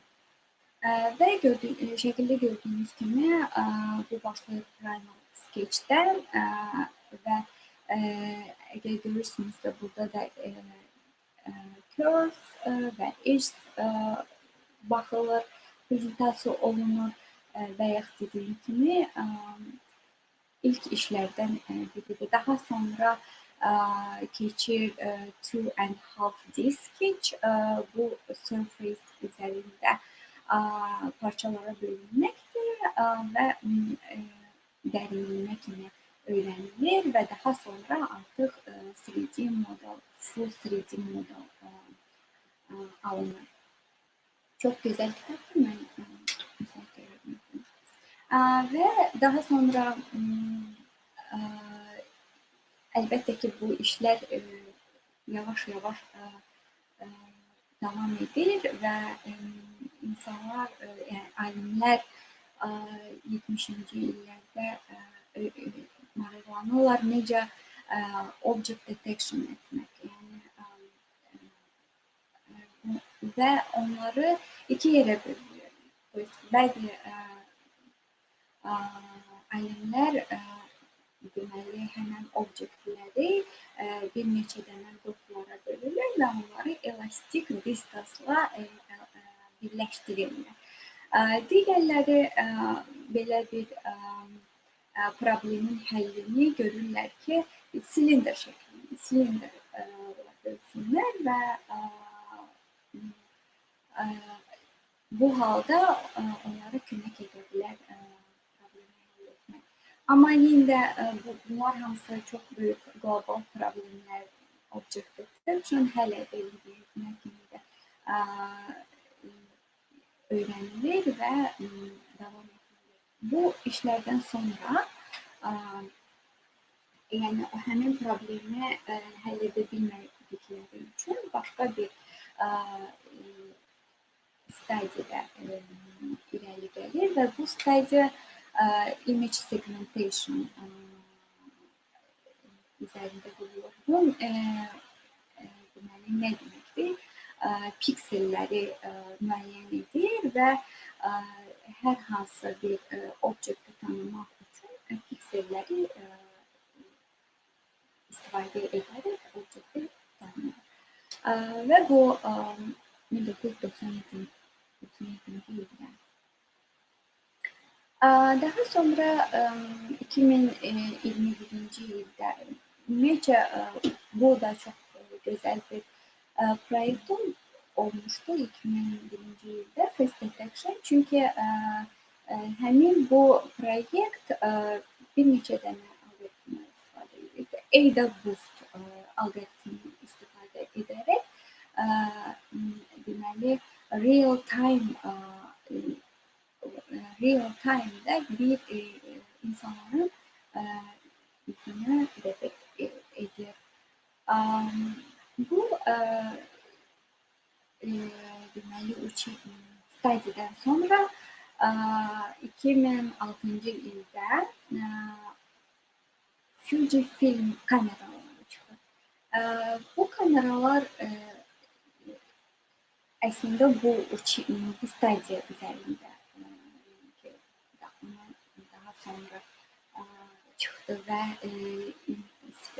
üzləri face detection, real time-da face detection edir üstəsinə və o da alqışa layiq bir invention və nə üçün? Çünki bizə kömək edir. Yəni biz ümumiyyətlə convolutional neural network istifadə edərkən bizə data lazımdır, məlumatlar lazımdır və bu nə üçün deyirəm ki, bu həmin proyekt yaxşıdır? Çünki şəkilləri, keyfiyyətini yaxşı çəkir və nə qədər şəkil keyfiyyətli olarsa, təbii ki, bizim üçün sonra onu proqnozlaşdırmaq və trening etmək də asandır. Və təbii ki, çox böyük problem, object detection ümumiyyətlə çox böyük problem və həll edildiyi kimi də bu problem həll olunmur və həll olunmaqda davam edir, nə qədər stadiyalar aparılır və Google Researchers alimləri tərəfindən bir dənə trick şəkil istifadə edərək onlar istəyirlər test etmək, baxsınlar ki, necə modellər nə dərəcədə dəqiqliklə object detection edir. Bunun üçün istifadə edirlər. Bu 2017-ci ildə olmuşdu bu stadiya. Onlar tricky bir şəkil istifadə edirlər. Banan şəkli və hər hansı bir tostera bənzəyən, lakin çox qarışıq olan bir şəkildir. Hətta siz baxarsınız, özünüz də anlaya bilmərsiniz nədir, amma bu deməli şəkli istifadə edərək onların istifadə etdiyi sistem görürsünüz nə cür output çıxardıb, yəni bananla hər hansı bir şəklin müqayisəsində toster. Sevinç, sizin screen yenə dəyişmir, üzr istəyirəm. Sizin screen dəyişmir. Slide show edə bilərikmi biz? Harada indi siz qalmışsınız? Bayaqki slaytda qalmışdı. Slide show etsə yaxşı olar.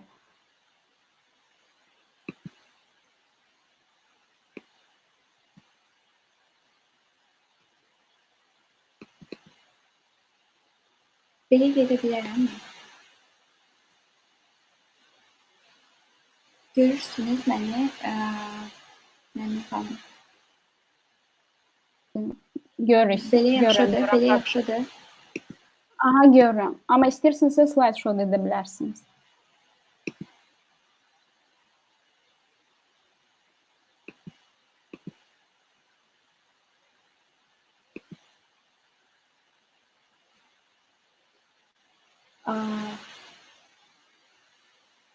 Deməli, həmin tosterlə və banan arasında sistem banan əvəzinə toster çıxardır. Və bu əlbəttə ki, çox böyük problemdir, anlaya bildiyiniz kimi. Çünki təsəvvür edin, bu problem tosterlə deyil, avtomatlaşdırılmış özünü sürən maşınlarla yollarda qarşılaşırsınız belə problemi. Təsəvvür edə bilərsiniz artıq nə cür problem ola bilər. Və deməli, bütün bir neçə dənə neural networks üzərində işlənilib, algoritm üzərində işlənilib, amma hər bir deməli, algoritmlərə qələbə gələr, təbii ki, convolutional neural network olur.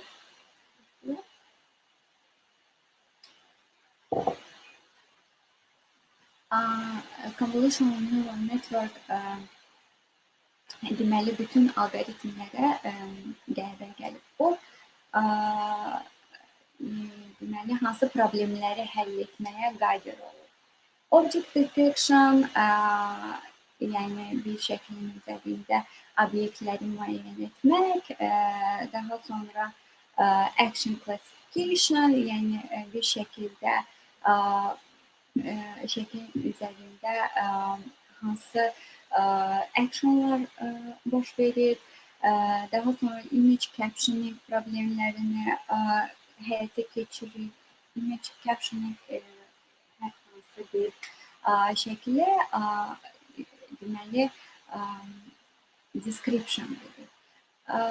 Və bunun üçün bu detectionları etmək üçün sadəcə olaraq boxun içərisində göstərmək kifayət edir. Daha sonra keçək algoritmlər nə cür işləyir, deməli, və nə cür neçənci ildən başlayıblar neural networks istifadə etməyə. Gördüyünüz kimi və bu liner şəklində olur. Deməli,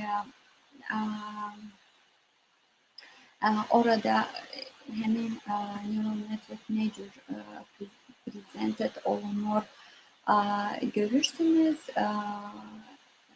Coding, daha sonra pooling və yekunlaşı linear SVM-lə 2020-ci ildə.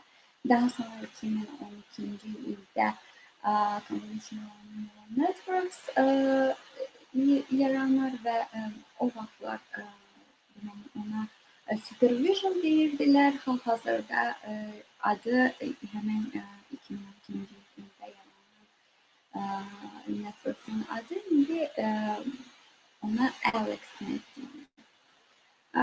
Daha sonra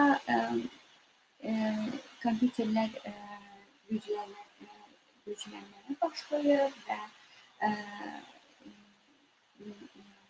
yeni networklər 2014-cü və 2015-ci ildə Google tərəfindən yaranan convolutional neural networks 7 layer'dan ibarət və daha sonra 2015-ci ildə Microsoft tərəfindən yaradılan 152 layer istifadə edir.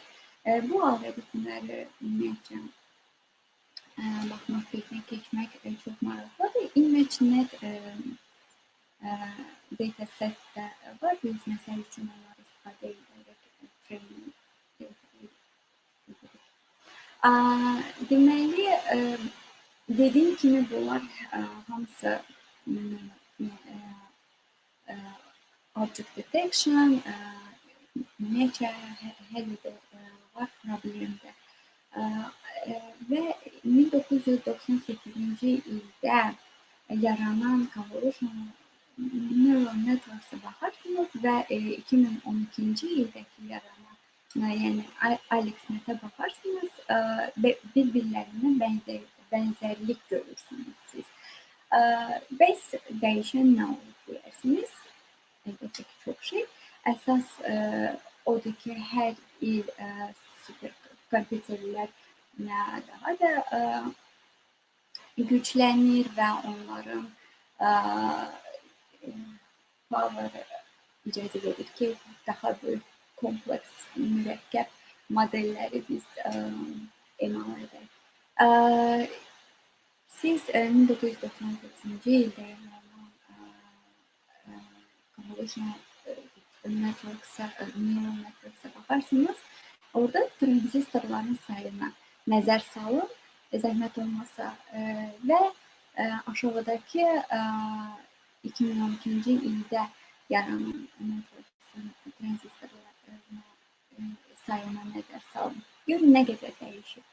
Və əsas dəyişən deməli computation-dır. Əlbəttə ki, bu bizim kompüterlərin güclənməsi ilə bağlıdır və ən əsas rolu əlbəttə ki, GPU oynayır. Çünki bütün modelləri treyn etmək üçün yaxşı və xas sürətli GPU lazımdır. Əgər siz öz maşın, öz kompüterinizdə bu GPU yüksək deyilsə, sürətli deyilsə, siz hələ də Google-un bizə verdiyi Google Cloud platformundan istifadə edə bilərsiniz və sizə kömək eləyəcək modelinizi nə qədər trening data istəyirsiniz, çox sürətli dərəcədə treyn edəcək. Deməli, və başqa bir problem hansı ki hələ də var, bu human intelligence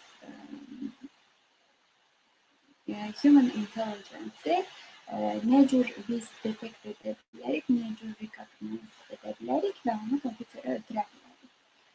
Məsəl üçün, mən sizə burada bir example göstərim. Siz hal-hazırda bu şəklə baxarkən görürsünüz, fikirləşirsiniz, ilk fikir hansı ki ağlınıza gəlir, bu bir zarafatdır. Tərəzinin üzərində olan bir insan görürsünüz, daha sonra onun arxasında görürsünüz insan hansı ki tərəziyə basır ki, daha çox weight görsənsin, ondan arxadakı insanlar gülürlər və s. və biraz daha çox baxarsınız və fikirləşirsiniz ki, bu əslində Barack Obama'dır və tanıyırsınız. Yəni, mən burada göstərmək istəyirəm human vision'la biz nə cür baxırıq və bir şəkli biz nə qədər baxarsaq daha çox onu emal edə bilərik. İndi təsəvvür edin bu deməli söylədiklərini siz kompüterə ötürəcəksiniz və bunu mövcud kompüter emal edəcək. Bunun üçün əlbəttə ki, kompüter vision texnologiyaları lazımdır və hələ də bu qlobal problemdir. Yəni, düzdür, biz çox çalışırıq, çox edirik, lakin çox böyük problem. Deməli, kompüter vision neçə hansı sferlərdə işləyir, avtomatlaşdırılmış öz-özünü sürən maşınlarda, dronlarda, daha sonra medical diaqnoz edən zaman istifadə etmək olur və real estate-lərdə. Və mən də hazırda işləyirəm vision'ı real estate-lərdə tətbiq edirik. Bunu işlədiyim yerin adı Smart Unit'dir.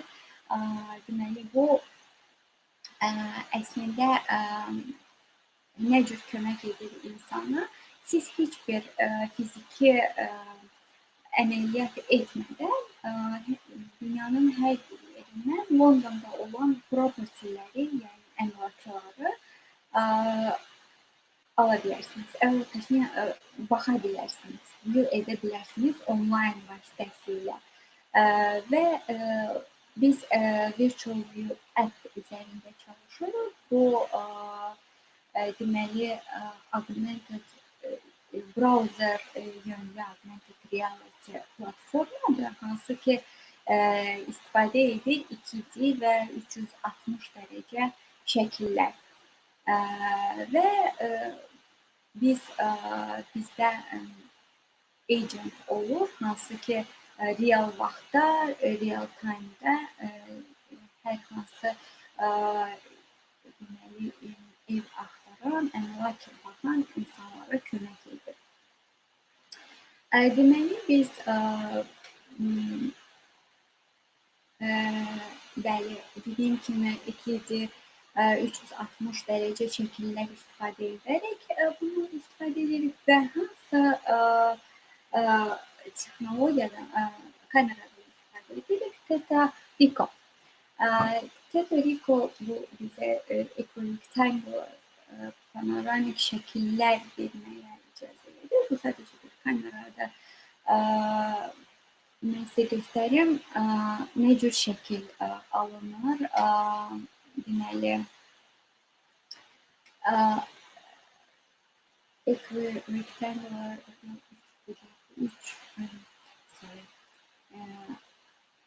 eyni bucaqlı projection panoramik şəkillərdir. Daha sonra 360 şəkilləri biz 2D Sevinç xanım, üzr istəyirəm. Sevinç xanım, sizdə dəyişmir yenə də slaydda. Bəlkə internetlə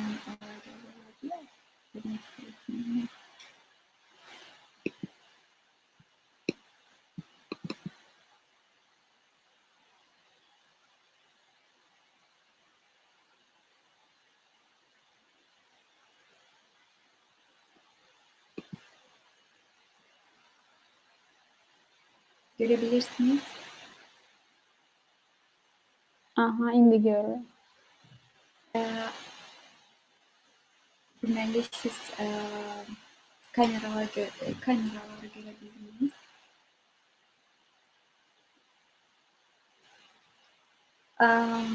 Okey.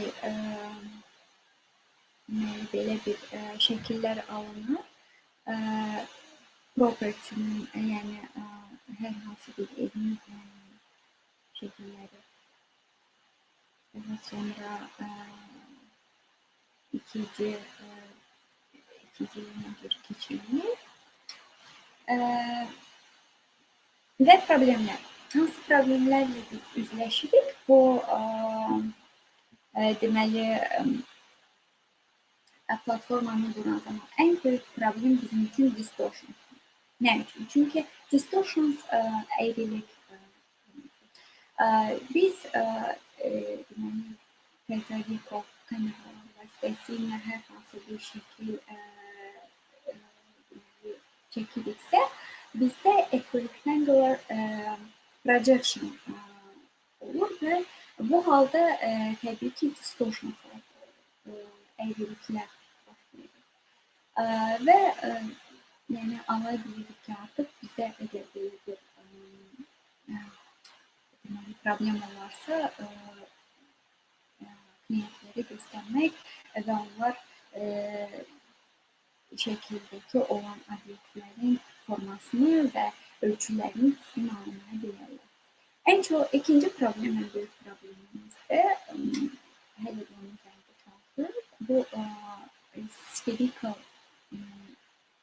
şəkilləri proses etməkdir. Və daha sonra üçüncü problem, mən qoymuşum, bu texniki problemimizdir. problemimiz deyəndə ki, əlbəttə biz çalışırıq modelimiz bacardığımız qədər onun performansını artıraq və dəqiqliyini təyin edək və bunun üçün biz augmentation edirik. Deməli, deep learning neural networks'də bizdə qarşılaşan ikinci problem bu overfitting. Nə qədər çox, deməli, biz bilirik ki, artıq deep learning yəni bizim modelləri yaxşı çalışdırmamız üçün çoxlu informasiyaya ehtiyacımız var, çoxlu dataya ehtiyacımız var. Nə qədər çox biz data train edəriksə, o qədər çox bizim accuracy ala bilərik, dəqiqliyə gələ bilərik. Amma bir çox vaxtlar bunlar overfitting problemi bizə yaşanır. Deep learning neural networks yazmışam. Nə üçün? Çünki yəni bildiyiniz kimi convolutional neural network o qədər böyük və kompleks problemləri həll edə bilib ki, daha sonra ona deep learning deyilir. Deməli, 5-ci problemimiz image classification problemdir. Biz bunu da çalışırıq, üzərində işləyirik və əlbəttə ki, ən əsas problemlərdən biri olan object detection. Biz bunların çoxsunun artıq həllini tapmışıq, yəni üzərində işləyirik və bacardığımız qədər researchlər aparırıq və bir nəticəyə də artıq gəlmişik. Nə cür gəlmişik, onları da sizə izah edeyim. Deməli, dediyim kimi, bizdə problemlər yaşanır, distortions problemləri, overfitting problemləri və s. problemlər və ən çox bizə kömək edən image augmentation texniklərdən biz istifadə edirik.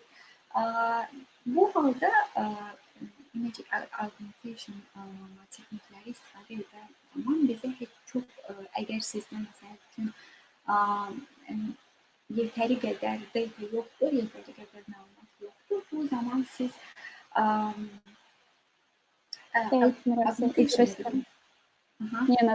Üzr istəyirəm, yenə dəyişmir slaytlar. Okay, harda qalmısınız? Bayaq elə dəyişdi, orada qaldı deyəsən.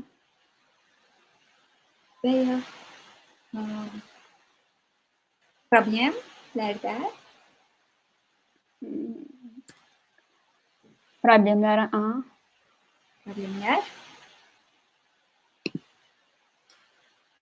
Okay, indi görürsünüz. Bəli, indi görürük. Görə bilirsiniz. Bəli, indi görürəm. Okay, so deməli image augmentation texnik haqqında danışıram bəli və bu dediyim kimi bir çox problemləri həll edir.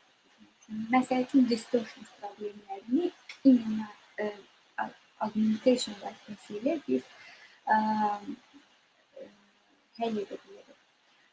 Bu halda biz nə edirik? Image augmentation texnikaları mövcuddur. Rotation, shifting, yəni yerini dəyişmə, flipping images, daha sonra Gaussian noise əlavə edirik, indi göstərəcəm necə olur və bunlar əlavə edirik, daha sonra crop, saturation əlavə edirik, elastic transform və s. Bu bizə kömək edir bir çox problemlərimizi həll etməyə. Və onun qeyd edim ki, yəni insanlar da bilsinlər ki, augmentation 2D və 3D üzərində fərqli.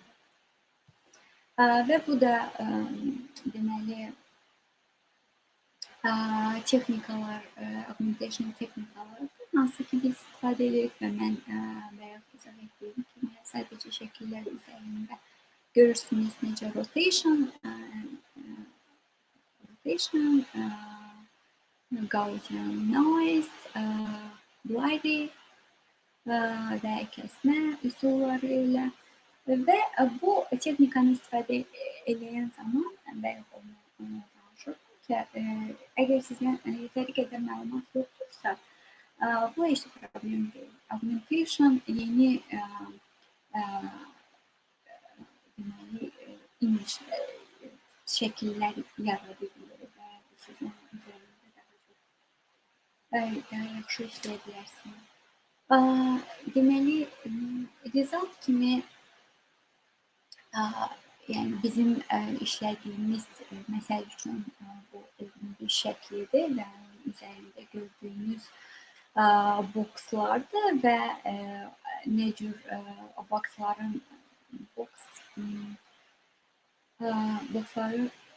deməli object detection edilir belə bir formada.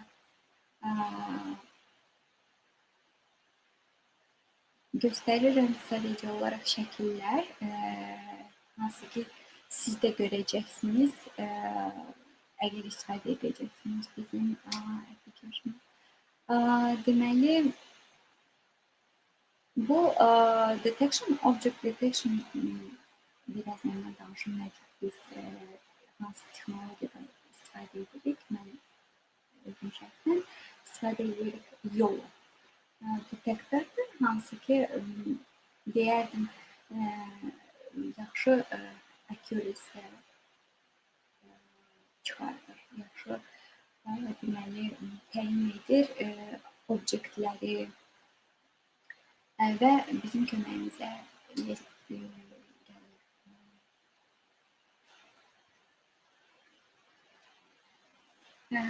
Hansı texnologiyalardan istifadə edirik biz? Əlbəttə ki, biraz öncə dediyim kimi Google Cloud platforması. Bu GPU baxımından öz maşınınızı istifadə etmərsinizsə, Google'un verdiyi servislərdən istifadə edərsinizsə, mən deyərdim, çox kömək gələ bilər. Çünki çox yaxşı emal edir bütün informasiyanı, aldığımız datanı. Daha sonra Colab istifadə edirik. Bu da Google tərəfindən yaradılmış bir notebookdur və bunun içərisində biz kodlar, tekstlər, şəkillər, combined formada istifadə edirik və çox rahatdır sizə deyim. Daha sonra G Suite Collaboration istifadə edirik biz hal-hazırda işləyən zaman. Çünki və sizə deyim, hal-hazırda bizim çox böyük köməyimizə gəlib. Çünki COVID-19 vaxtında evdə işləyərkən mitinglər aparmalıyıq və deməli bir-birimizlə collaborate etmək üçün biz istifadə edirik Slack, dokumentlər, hansı ki bizə Google imkan verir və deməli çox köməyimizə gəlir. Daha sonra istifadə edirik TensorFlow. TensorFlow haqqında artıq məlumatımız vardı. Biraz öncə danışıblar qızlar. Deməli, müxtəlif librarylər istifadə edirik. Bu artıq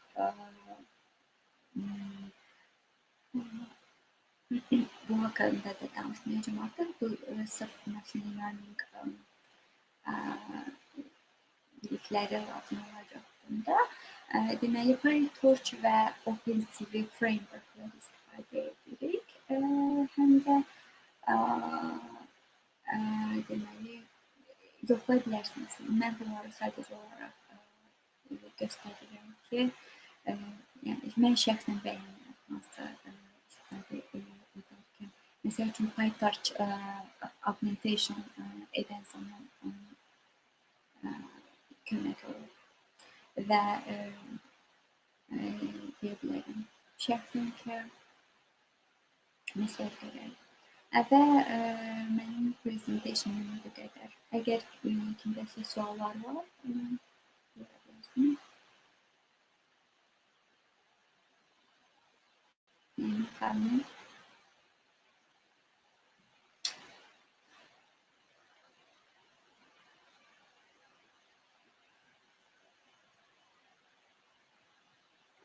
Çox sağ olun Sevinç xanım təqdimata görə.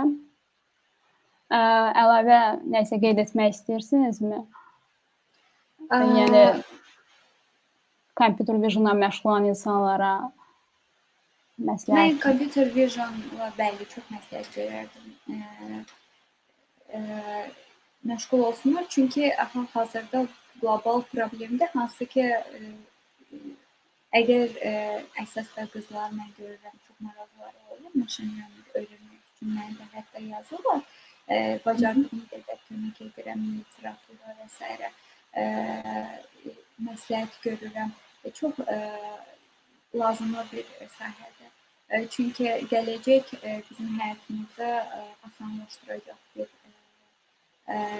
mövzudur və bu mövzundan indidən məşğul olarıqsa biz də yenilik edə bilərik kimi sayıla bilər. Təşəkkürlər. Bugün dəvətimizi qəbul edib bizim bu tədbirdə çıxış etdiniz. Çox sağ olun. Biz sizin sessiyanı bitirməliyik, növbəti sessiyaya keçid etməliyik. Görüşənərək. Dostlar.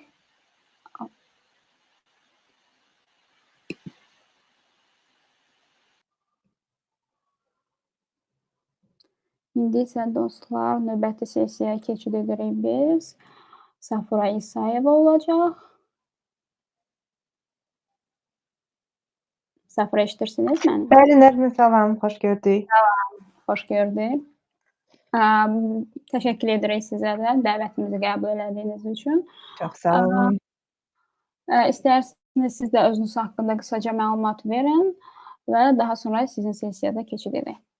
Bəli, çox məmnun oldum ki, siz məni bugün bura dəvət etmişsiniz. Əslində mən slaydlarımın bir slaydını ona sərf eləmişəm, özüm haqqında biraz danışmağa. Deməli, hal-hazırda Almaniyadayam. Magistr təhsili alıram. Ümid edirəm sonuncu semestrumdur və çox yaxınlıqda təhsilimi sonuna çatdıracağam. Deməli, gəlin mən sizə öz screenimi share edeyim və artıq bir sessiyamızı başlayaq. Application window. Bir dəqiqə. Belə. Deməli, ümid edirəm hər şey qaydasındadır. Hər hansı bir problem olsa, səsləmi, yoxsa şəkilləmi mütləq çata yazın, mən görəcəm. Live comments ya da private chat. Deməli, dostlar, hamınızı salamlayıram. Çox xoş oldu məni bugün dəvət etdiyinizə görə. Öncədən biraz üzr istəməliyəm, çünki Azərbaycan dilində heç vaxt technical talk verməmişəm. Ola bilər bəzi terminləri falan çaşbaş saldım. Buna görə öncədən üzr istəmək istəyirdim. Deməli, özüm haqqında. Hal-hazırda Almaniyadan dediyimə görə bakalavr təhsilimi tədqiqi riyaziyyat üzrə almışam. Bir master degree-ni Bakı Dövlət Universitetində distant almışam. 4 il ərzində bankda müxtəlif banklarda çalışmışam və sonra qərara gəldim ki, mən Almaniyaya gəlib ikinci master təhsilimi etməliyəm Computer Science üzrə. Hal-hazırda dediyim kimi son semestr tələbəsiyəm və bununla səvayi DFK-yı, yəni Süni İntellekt İnstitutunda junior researcher kimi çalışıram.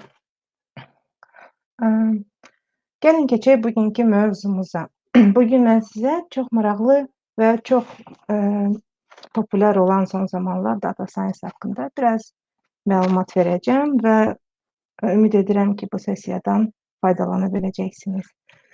Bugün biz nəyi əhatə edəcəyik? Sizə biraz data science nə olduğu və nə üçün və son zamanlar belə məşhur olduğu haqqında danışacağam. Data science-ın data analizdən nə ilə fərqləndiyi haqqında biraz söhbət edərik və data science olmaq üçün hansı xüsusiyyətlərin olmalıdır, nə öyrənməlisən və data scientist-in istifadə edə biləcəyi ya da istifadə eləməyi mütləq olan 10 tools, yəni alət biraz yaxşı səslənmir deyə 10 tools haqqında danışacağıq. Sonda isə mən sizə faydalı resurslar, materiallar, linkləri qoyacağım. Bəlkə sessiyadan sonra Nərmin xanımdan xahiş edərsiniz, kim istəyər bu prezentasiyanı sizlə bölüşər. Deməli, bildiyiniz kimi data science son zamanların ən öndə gedən və ən üzdə olan maraqlı bir necə deyim sizə, area, yəni istiqamətlərdən biridir. Çünki data science-da əsaslanaraq çox mühüm və ağla gəlməz nəticələr əldə etmək olub və ona görə də belə populyarlıq qazanıb. Data science-ın əsas source-u, yəni istifadə etdiyi materialı datadır. Yəni verilənlər və xüsusən də son zamanlar verilənlərin çox olduğuna görə və verilənlərin çoxluğunu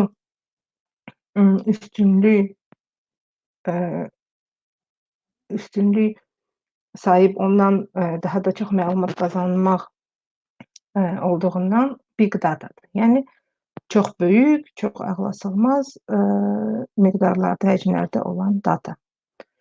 Mənim ən xoşladığım bir ifadələrdən biri də data is new oil. Bunu Alibabanın təsisçisi Jack Ma bir müddət əvvəl demişdi və doğrudan da data indi elə səviyyəyə gəlib çıxıb ki, yəni elə qiymətlidir ki, doğrudan da xüsusən də son zamanlar neftdən daha da qiymətli sayıla bilər. Biz məlumatları, yəni verilənləri hardan əldə edə bilərik? Burada gördüyünüz kimi 3 kateqoriya var. Üzr istəyirəm. Unstructured data, semi-structured, structured data. Yəni strukturlaşdırılmış məlumatlar. Bunları biz sosial şəbəkələrdən, e-maillərdən, onlayn olan müxtəlif şəkillərmi, videolarmı, hər hansı bir hardasa yerləşdirilən məlumatlarmı,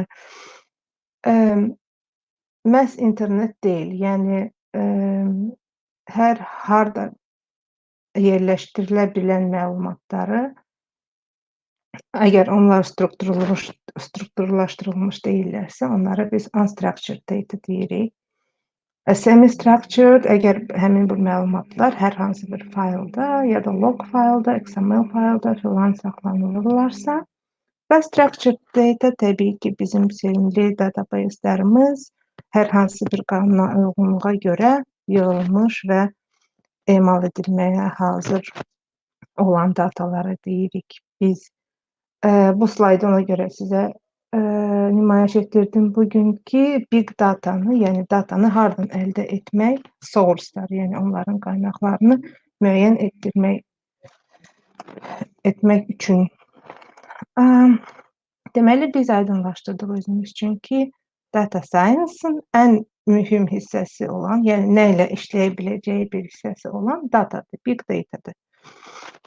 Big da olmasa, yəni həmişə çox həcmli, çox böyük data da olmasa, son zamanlar big data populyar olduğundan bütün researchlər, bütün paperlər ya bütün toollar elə tərtib olunur ki, çox böyük həcmli məlumatları emal edə bilsinlər.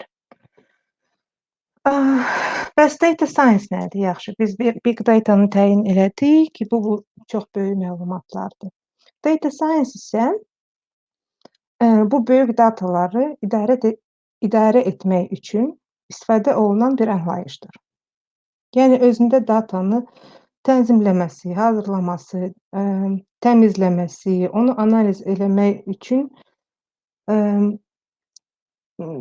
əks etdirən bir metodologiyalardır. Metodologiya toplusu demək düzgün olar. Deməli, data scientistlər çox yerlərdə, mənbələrdə məlumatları toplayır və bu toplanmış datanın içərisində kritik olan məlumatları üzə çıxartmaq üzrə müxtəlif metodologiyalardan istifadə edirlər. Bu machine learning ola bilər. Mən indi bir neçə terminlərin adını çəkəcəm, amma bu gün biz onlara toxunmayacağıq. Halbuki data science-lər çox sıx və sıxdan savayı çox intersection, yəni kəsişmələri olan bir anlayışlardır. Bu machine learning-dir, bu deep learning-dir, neural Azərbaycanca terminlərin tərcüməsi olmadığından mən bunların hamısını ingiliscə deyəcəm. Machine learning, deep learning, neural networks, müxtəlif alqoritmlər, data mining və s. və ilaxır. Yəni bunlar haqqında bugün ətraflı danışmayacağıq, amma çox tövsiyə edərdim ki, bütün data scientistlər və data science-a marağı olanlar biraz xüsusən də ilk addımlarını atanlar bu anlayışlar haqqında biraz oxusunlar. Google-da çox yəni müxtəlif kitablar, videolar, video kurslar, hər şey var. Yəni öyrənmək üçün bəs edər. Data science-a gələk. Yəni biz təyin elədik ki, data science big data-nı emal etmək üçün və həmin big data-dan faydalı məlumatlar və effektiv addımlar atmaq üçün biznesə və menecmentə yardım etmək üçün bir metodologiya toplusudur. Sizə bir neçə misallar gətirəcəm. Yəni harda tətbiq oluna bilər. Məsələn, banklarda ya da hər hansı bir təşkilatlarda məlumatlar toplusunun içindən bir fərqliliyi, anomaliyaları aşkarlanması üçün burada saxtakarlıqla üzləşməmələri müəyyən etmək üçün fərdi marketinq, yəni elektron poçtunuza sizə lazım olan məlumatları almaq üçün, hər hansı bir proqnozlar vermək üçün, məsələn, hava proqnozlarımı, yoxsa hər hansı bir qiymətli kağızların qiymətinin nədənsə asılı olaraq qalxıb düşməsi və s. Çox məsələlər sizə gətirə bilərəm. Növbəti slaydda daha maraqlı bir neçə məsələm olacaq sizin üçün. Data işləmək üçün 5 əsas addım. Mən bunu sizlərə bura yazdım ki, sonradan slaydı əldə edərək recover, yəni yadınıza sala biləsiniz nə haqda biz danışmışıq. Deməli, data scientistlər məlumatı toplayırlar, kolleksiya edirlər. Yəni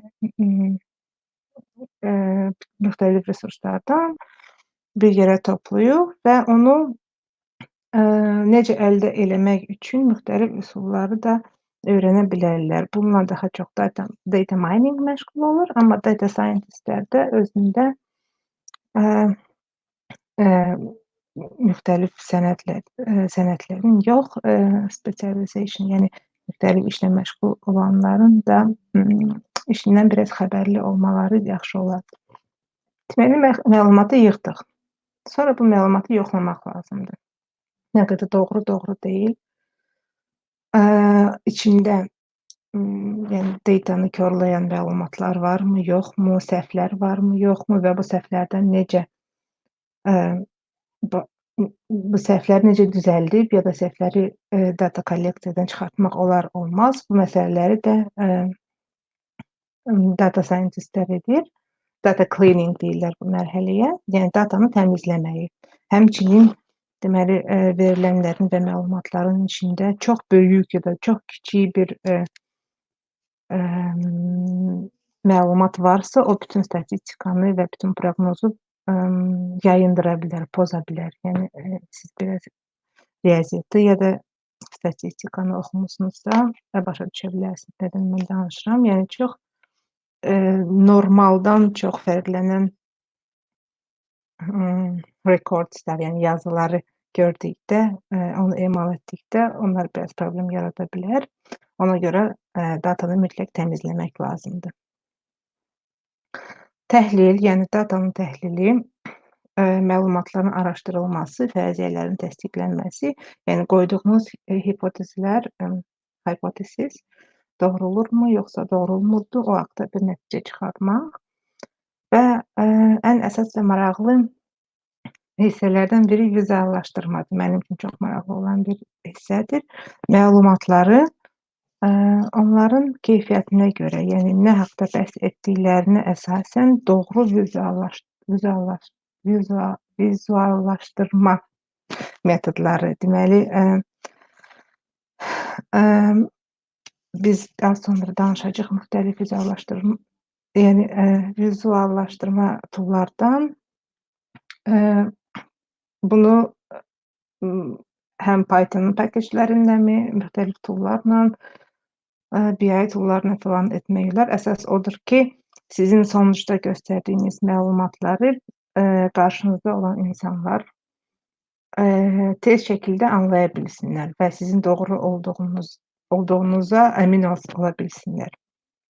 Və sonradan buna əsaslanaraq sonuncu punktumuz reaksiya, yəni buna əsasən, nəticəmizə əsasən hər hansı bir qərarları qəbul etmək ya da risklərdən qaçırmaq, özünü qorumaq taktikaları tərtib etmək, yəni bu məlumata əsasən, əldə etdiyimiz məlumata əsasən hər hansı bir qərarların qəbul edilməsi. Biraz sizə son günlərdə, son aylarda hətta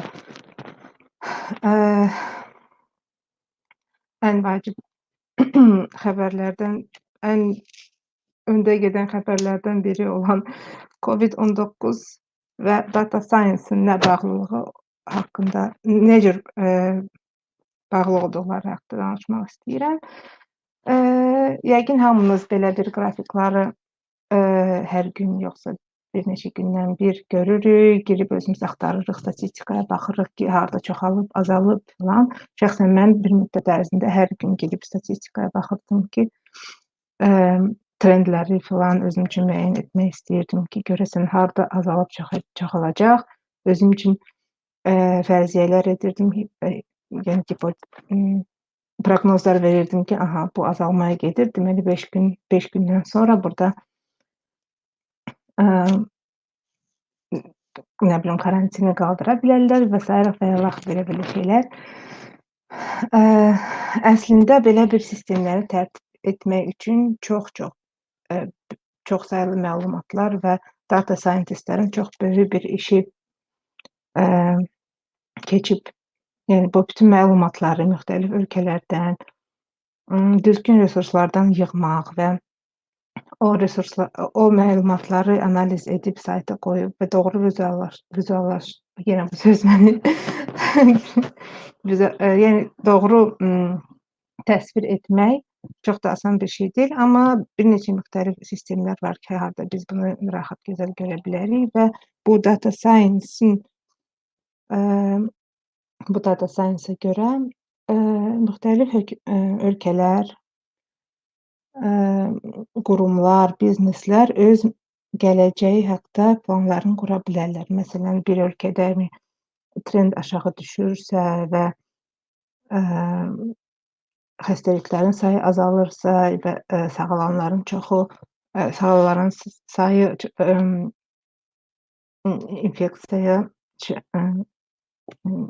infeksiya olanlara nisbətən daha çoxdursa, deməli bu trend aşağı gedir və yaxın bir zamanlarda öz bizneslərini davam etdirə bilərlər, uçuşları bərpa edə bilərlər və s.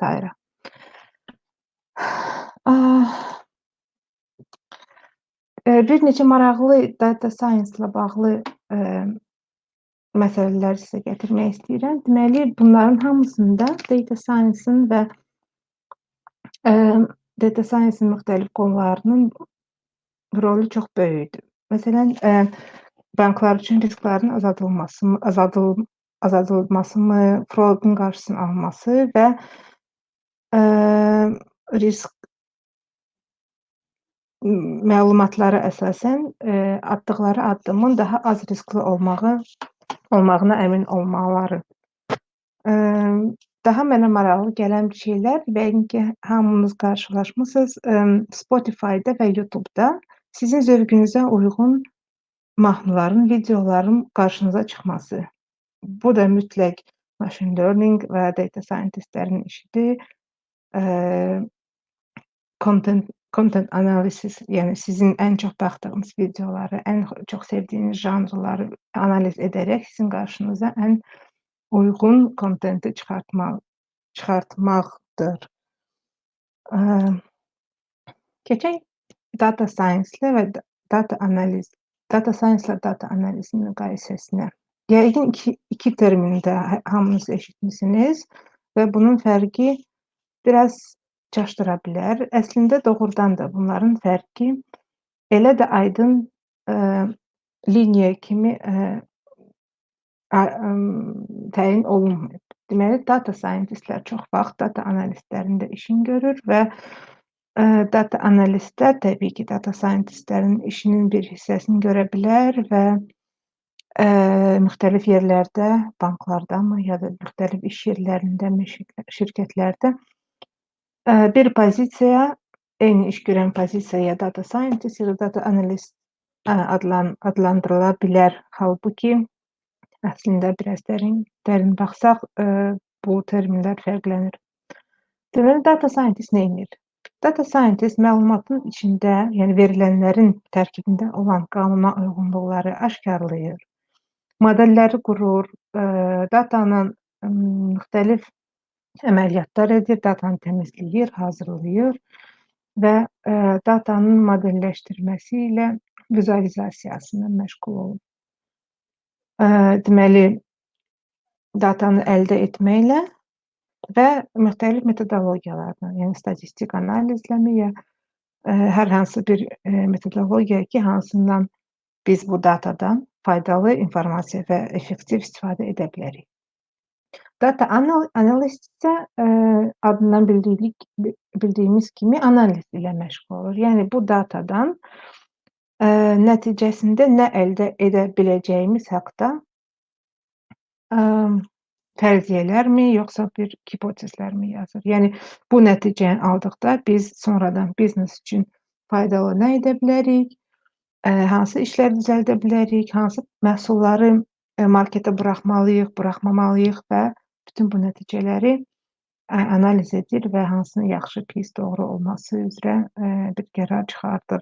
Yəni ki, data scientist daha çox riyazi biliklər, statistika və modelləşdirmə üzrə, data analist isə bütün bu toollara baxmayaraq, yəni təbii ki, riyaziyyatdan, statistikadan məlumatı olmalıdır, amma həmçinin bizneslə də çox yaxın təmasda olmalıdır. Yəni biznes hissəsindən də çox məlumatlı olmalıdır.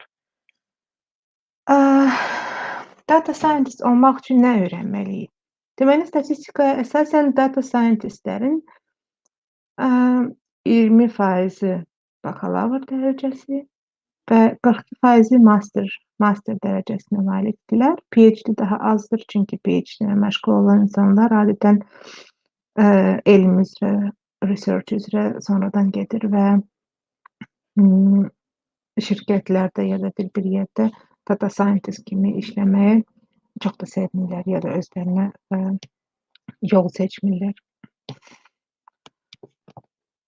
Data scientist üçün top primary skills, yəni top skills nəyi bilsəz daha yaxşı olar. Data analiz təbii ki. R programming, bu haqda biraz sonra danışarıq. Python, hamının yaxşı bildiyi, tanıdığı proqramlaşdırma dili. Data mining, datanı əldə etmək, hardan əldə etmək, necə əldə etmək və sonra o əldə edilmiş datanı necə data scientistlərə çatdırmaq haqqında elm və machine learning haqqında da yəqin hamınız eşitmisiniz, amma çox böyük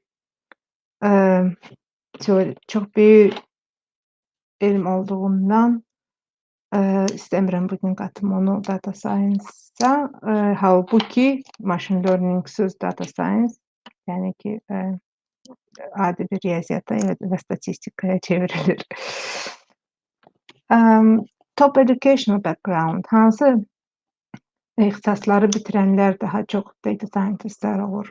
Təbii ki, computer science-lər, computer science-i bitirənlər, business administration, yəni biznesdən xəbərləri olan biriləri, statistika, riyaziyyat və fizika. Gördüyünüz kimi biraz humanitar elmləri burada görmürük. Halbuki business administration özündə humanitar elmləri əhatə edir. Amma bu bizə o haqda danışır ki, data scientist olmaq üçün mütləq riyazi və statistika bilikləri lazımdır. Və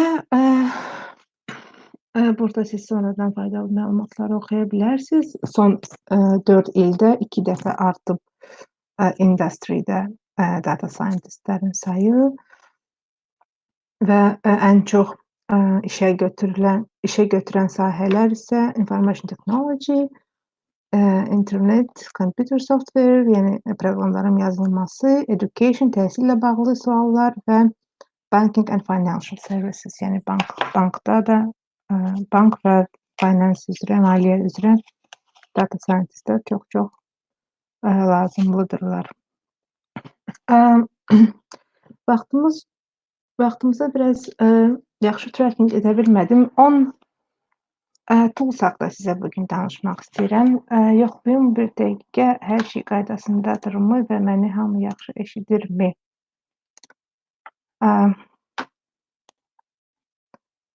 Burada heç bir komment görmürəm. Ümid edirəm, hər şey qaydasındadır. Qaydaq biz qaldığımız slayda. Bu toolslar haqda sizə bugün qısaca danışmaq istəyirəm. Çox təəssüf ki, çox geniş məlumat verə bilməyəcəm vaxt azlığına görə, amma çalışacağım ki, asan dildə, siz başa düşdüyünüz dildə biraz məlumat verin və bunlarla nə etmək mümkündür haqda biraz danışaq. Python, hamımızın yaxşı bildiyi Python. Özüm qeyd eləmişəm Python 3-cü versiyası, çünki son həftələr ərzində biraz başım ağrıyıb Python 2.7 ilə. Bəzi paketləri qəbul etmir artıq, ona görə 3-ə keçmək daha sərfəli olar və siz əgər indi başlayırsınızsa Python öyrənməyə, məncə dərhal əvvəllərdə fərqlənmir onsuz da, amma əvvəldən 3-ə başlasanız daha sizin üçün faydalı ola bilər. Python'un çox gözəl və analiz üçün faydalı olan paketlərini burada yığmışam. Çox basicdirlər, yəni bunları yəqin ki, bütün data science-la maraqlanan və ilk addımlarını atan kəslər ilk öncədən öyrənirlər. Ən populyar olan, belə bəsit əməliyyatları bizə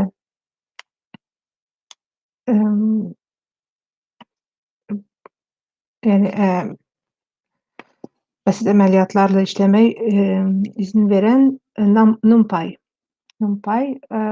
Bu bizə böyük ölçülü masiflərlə, matrislərlə və yüksək səviyyəli funksiyaları da işlətməyə imkan yaradır. Python'un kitabxanasıdır və mütləq test eləyib yoxlamaq lazımdır. Necə data framelərlə və funksiyalarla işləmək olar.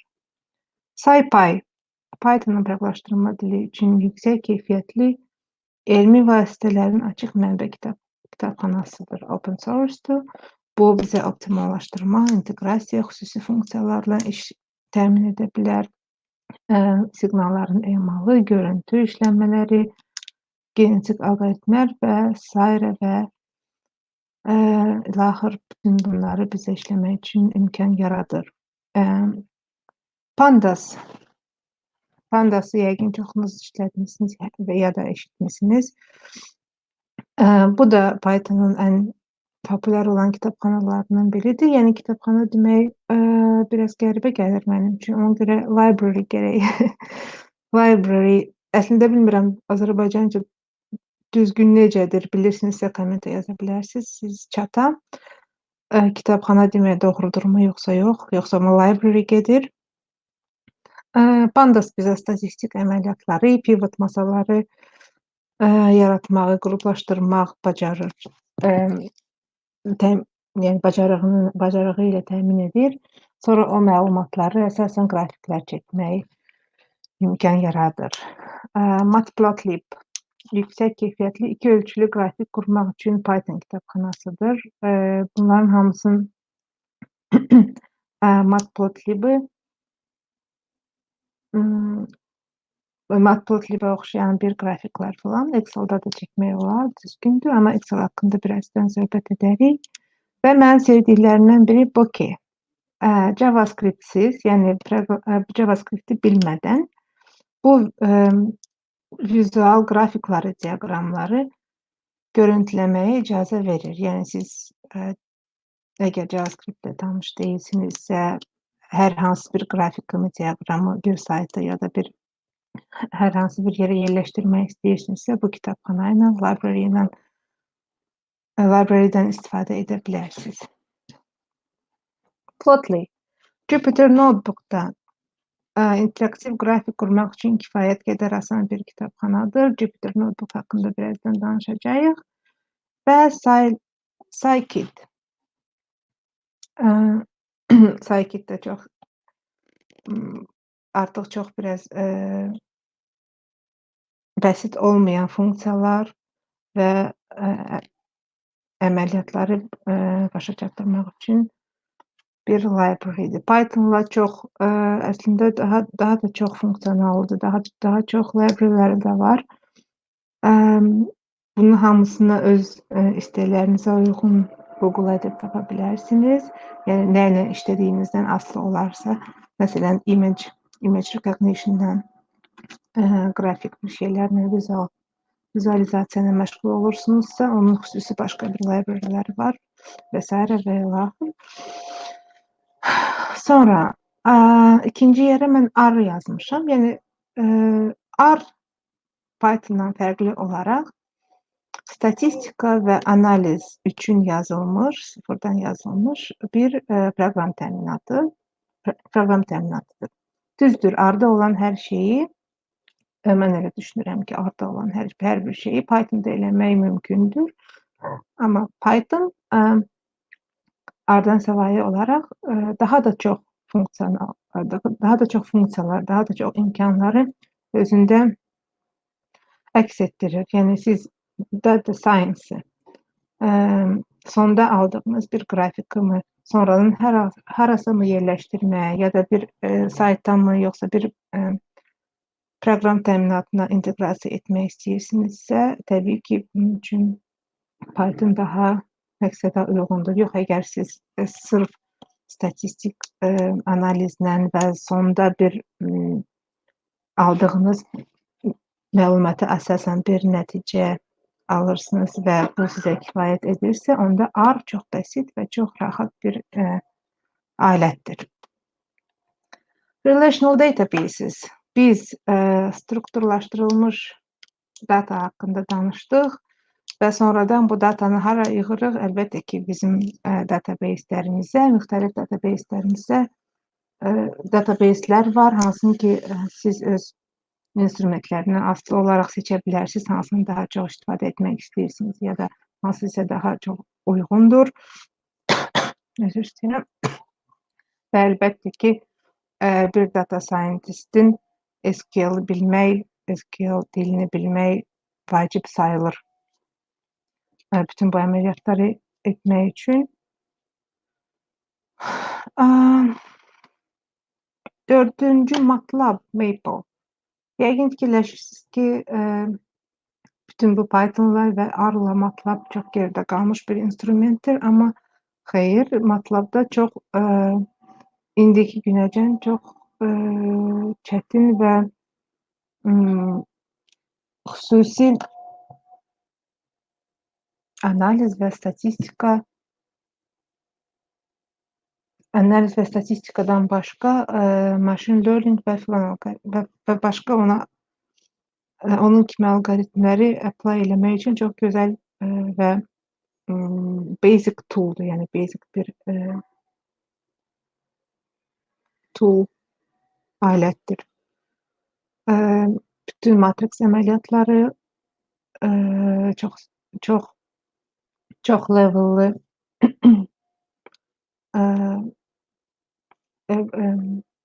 array'lar, yəni üzr istəyirəm Azərbaycanca bu terminləri bilmirəm. Array maraqlı olanlar baxa bilər. Array Azərbaycanca necədir?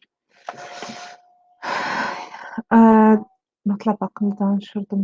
Funksiya və dataların qrafiklərinin çəkilməsini və təhlilini çox gözəl həyata keçirən bir alətdir və bundan başqa çox complicated alqoritmləri və machine learningləri, simulationları MATLAB-da etmək olar və qəşəng nəticə göstərir. Yəni hal-hazırda bir neçə tanıdığım researcherlər Almaniyada sırf MATLAB-da da öz işlərini hazırlamaqla məşğuldular. Jupyter Notebook.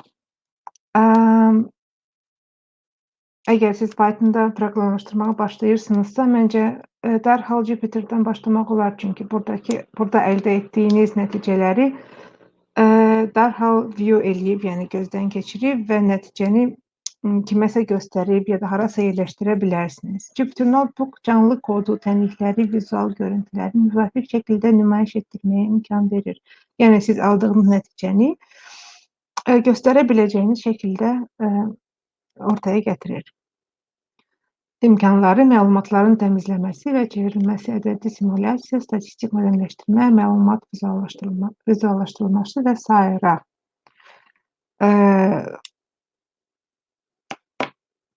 Sonra Git repositories. GitLab, GitHub və Bitbucket. Vaxtımızın az olduğuna görə biraz cəld danışmalıyam sizlərə bu haqda. Təbii ki, bir insan kod yazan birisi üçün və əgər siz proyekt üzrə təklifləmirsinizsə və sırf özünüz üçün yox, hər hansı bir şirkət üçün ya da bir financial institution üçün istəyirsinizsə, sizin kodunuz və proyekt hardasa saxlanılmalıdır ki, sizdən səlahiyyətli kimsə ona baxa bilsin və sizdən sonra bəlkə kimsə ondan daha sizdən sonra kimsə istifadə eləsin. Bundan əlavə, əgər proyekt üzrə tək işləmirsinizsə, version control, yəni hər hansı bir kodun, proyektin üzərində iki adamın eyni vaxtda işləməsi üçün GitLab və GitHub, yəni Git repositories çox yaxşı bir alətdir. Siz eyni vaxtda işləyib öz dəyişikliklərinizi saxlaya bilərsiniz və sonradan birisi girib onun historisinə baxa bilər. Yəni hansı ardıcıllıqda kim üzərində işləyib, nələri dəyişib və lazım olduğu halda hətta dəyişiklikləri silib sonuncu versiyaya da qaytara bilərsiniz. Bu məhz data scientistlər üçün deyil, hər hansı bir insan bir kodinqla məşğul olursa, bir kod yazırsa, proqramlaşdırma ilə məşğul olursa, bu alətlərlə özünü tanış etdirməlidir. Excel bizim sevimli və hamının düşünə biləcək, hamının düşündüyü kimi çox da powerful, güclü olmayan bir instrument, lakin vizualizasiyanın və statistik funksiyaların hamısını Excel'da da etmək olar. Mən inanıram və bilirəm ki, at least yəni Azərbaycanda olan bankların bir hissəsi hələ də ancaq Excel'dan istifadə edir və bütün məlumatları Excel'da emal edir, istifadə edir və menecmentə, yəni idarə heyətinə də Excel-də çatdırırlar. Niyə bunun hamısını Excel-də etmək davam etmək olmaz? Çünki Excel çox big data-la işləyə bilmir. Məlumatların böyük olduqda prosesorun gücü çatmır və problemlər yaşanılır. Həm də ki, Excel-də olan statistik funksiyalar elə də çox sonuncu metodologiyaları əhatə etmir. Yəni siz Excel-da machine learning eləmək üçün mən təsəvvür etmirəm nə eləməlisiniz. Next, visualization tools. Deməli, bizdə olan datanı hər hansı bir bankdanmı, yoxsa hər hansı bir şirkətdənmi əldə olan datanı və nəticələri gözəl bir şəkildə görmək üçün və menecmentə çatdırmaq üçün belə gözəl toollar var. Yəni indi çox populyardılar. Çox bir şirkətlər onları əldə edirlər, istifadə edirlər. Data analistlər çox zamanlar bu toollardan istifadə edirlər. Power BI Microsoft tərəfindən Tableau və ClickView. Tableau və Power BI məncə bizdə ölkədə ən populyar olan visualization toollardandılar. ClickView haqqında çox da eşitməmişəm, amma bunlar üçü də demək olar ki, eyni funksiyanı daşıyırlar və üzr istəyirəm. Vaxtı yoxlamaq istəyirdim. Eyni funksiyanı daşıyırlar və məlumatların gözəl təsvir olunması və sonuçda bir məlumat çatdırılması üzrə yəni onların məqsədi sonuçda bir məlumatın və analizin nəticəsini aşkar və gözəl şəkildə istifadəçiyə çatdırmaqdır. Gördüyünüz kimi müxtəlif dashboardlar olur. Siz özünüz dataya əsasən tablonu database-ə quraşdırıb, yəni connect eləyib, oradan datanı əldə edib, sonradan qrafiklər qura bilərsiniz, analiz edə bilərsiniz, dashboardlar yarada bilərsiniz. Əslində daha çox funksiyalar var.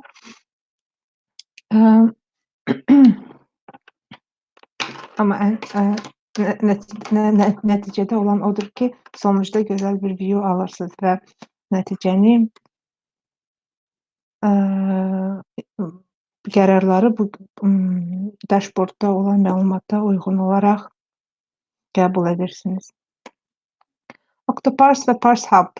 Bunlar nədirlər? Bu iki tool müxtəlif veb saytlardan və veb səhifələrdən unstructured, yəni strukturlaşdırılmamış məlumatları structured şəkildə database-ə köçürmək üçün proqramlardılar.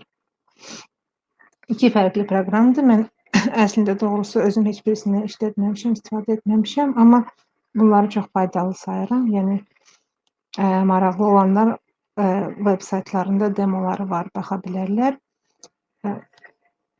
Və sonuncu toolumuz RapidMiner. RapidMiner də əvvəllərdə yəqin ki, bunu qeyd etmək daha faydalı olardı. Daha çox big data-nı saxlanılması və big data-nın operations, rəftar, big data-nın necə və harda nəyi edə bilərsiniz. Big data-nın çox böyük olduğuna görə onunla əməliyyatlar aparmaq üçün xüsusi bir proqram lazımdır. Yəni machine learning üçün məlumatları hazırlamaq, onların müxtəlif xüsusiyyətlərini müəyyən etmək və apply edə biləcək metodologiya üstündə düşünmək üçün bir tooldur. Bu daha çox data scientistlərə lazım olmaya da bilər, amma o ondan asılıdır ki, sizə data scientistə məlumatı əvvəlcədən necə, hansı görünüşdə, yəni nə cür təqdim edirlər. Çalışdım ki, tez hamısını cover edim. Təbii ki, bu sadəcə bir overview idi. Özünüz də başa düşürsünüz. Ola bilər suallarınız olacaq ya da kimsə kontakta çıxmaq istəyər. Çox şad olaram kimləsə danışmaq, müzakirə eləmək, məsləhətlər vermək ya da faydalı bir resursları ya da bir kitab, video kursları share etmək. Bu prezentasiyanın sonuna yerləşdirmişəm faydalı materiallar və resurslar. Bu arada dünəndən DataCamp, Data Science üzrə mən elə düşünürəm ki, ən keyfiyyətli onlayn kursları təqdim edir. Dünəndən 7 gün ərzində bütün kurslarına pulsuz access verib, yəni kim istəyirsə girib faydalana bilər. Müxtəlif sourceları sizin üçün yerləşdirmişəm, istinadları vermişəm və kim istəyərsə əlaqəyə çıxmaq çox şad olaram. LinkedIn, Facebook, e-mail fərq eləməz sizə hara rahatdırsa, xoş olar mənim üçün və öz Facebookda olan Think Big səhifəmi hardakı mən faydalı məlumatlar, internshiplər, scholarshiplər və s. yerləşdirirəm. Orada abunə ola bilərsiniz ki, maraqlı və faydalı olan məlumatları qaçırmayasınız özünüz üçün. Mənim tərəfimdən bu qədər. Teşekkürler Safura Hanım. Çox sağ olun Nərmin xanım ki, çağırdınız. Çox xoş oldu. Faydalı olacaq hər kəsə. Sizin verdiyiniz məlumatlar. Mən də ümid edirəm. Sonradan prezentasiya kim istəyərsə mən sizinlə share edərəm onlarla. Kitabda yerləşdirəcəyik bütün kontenti. Yəqin ki, orada Super. paylaşırıq. Çox sağ olun. Hamınıza uğurlar. Uğurlar sizə. Çox sağ olun.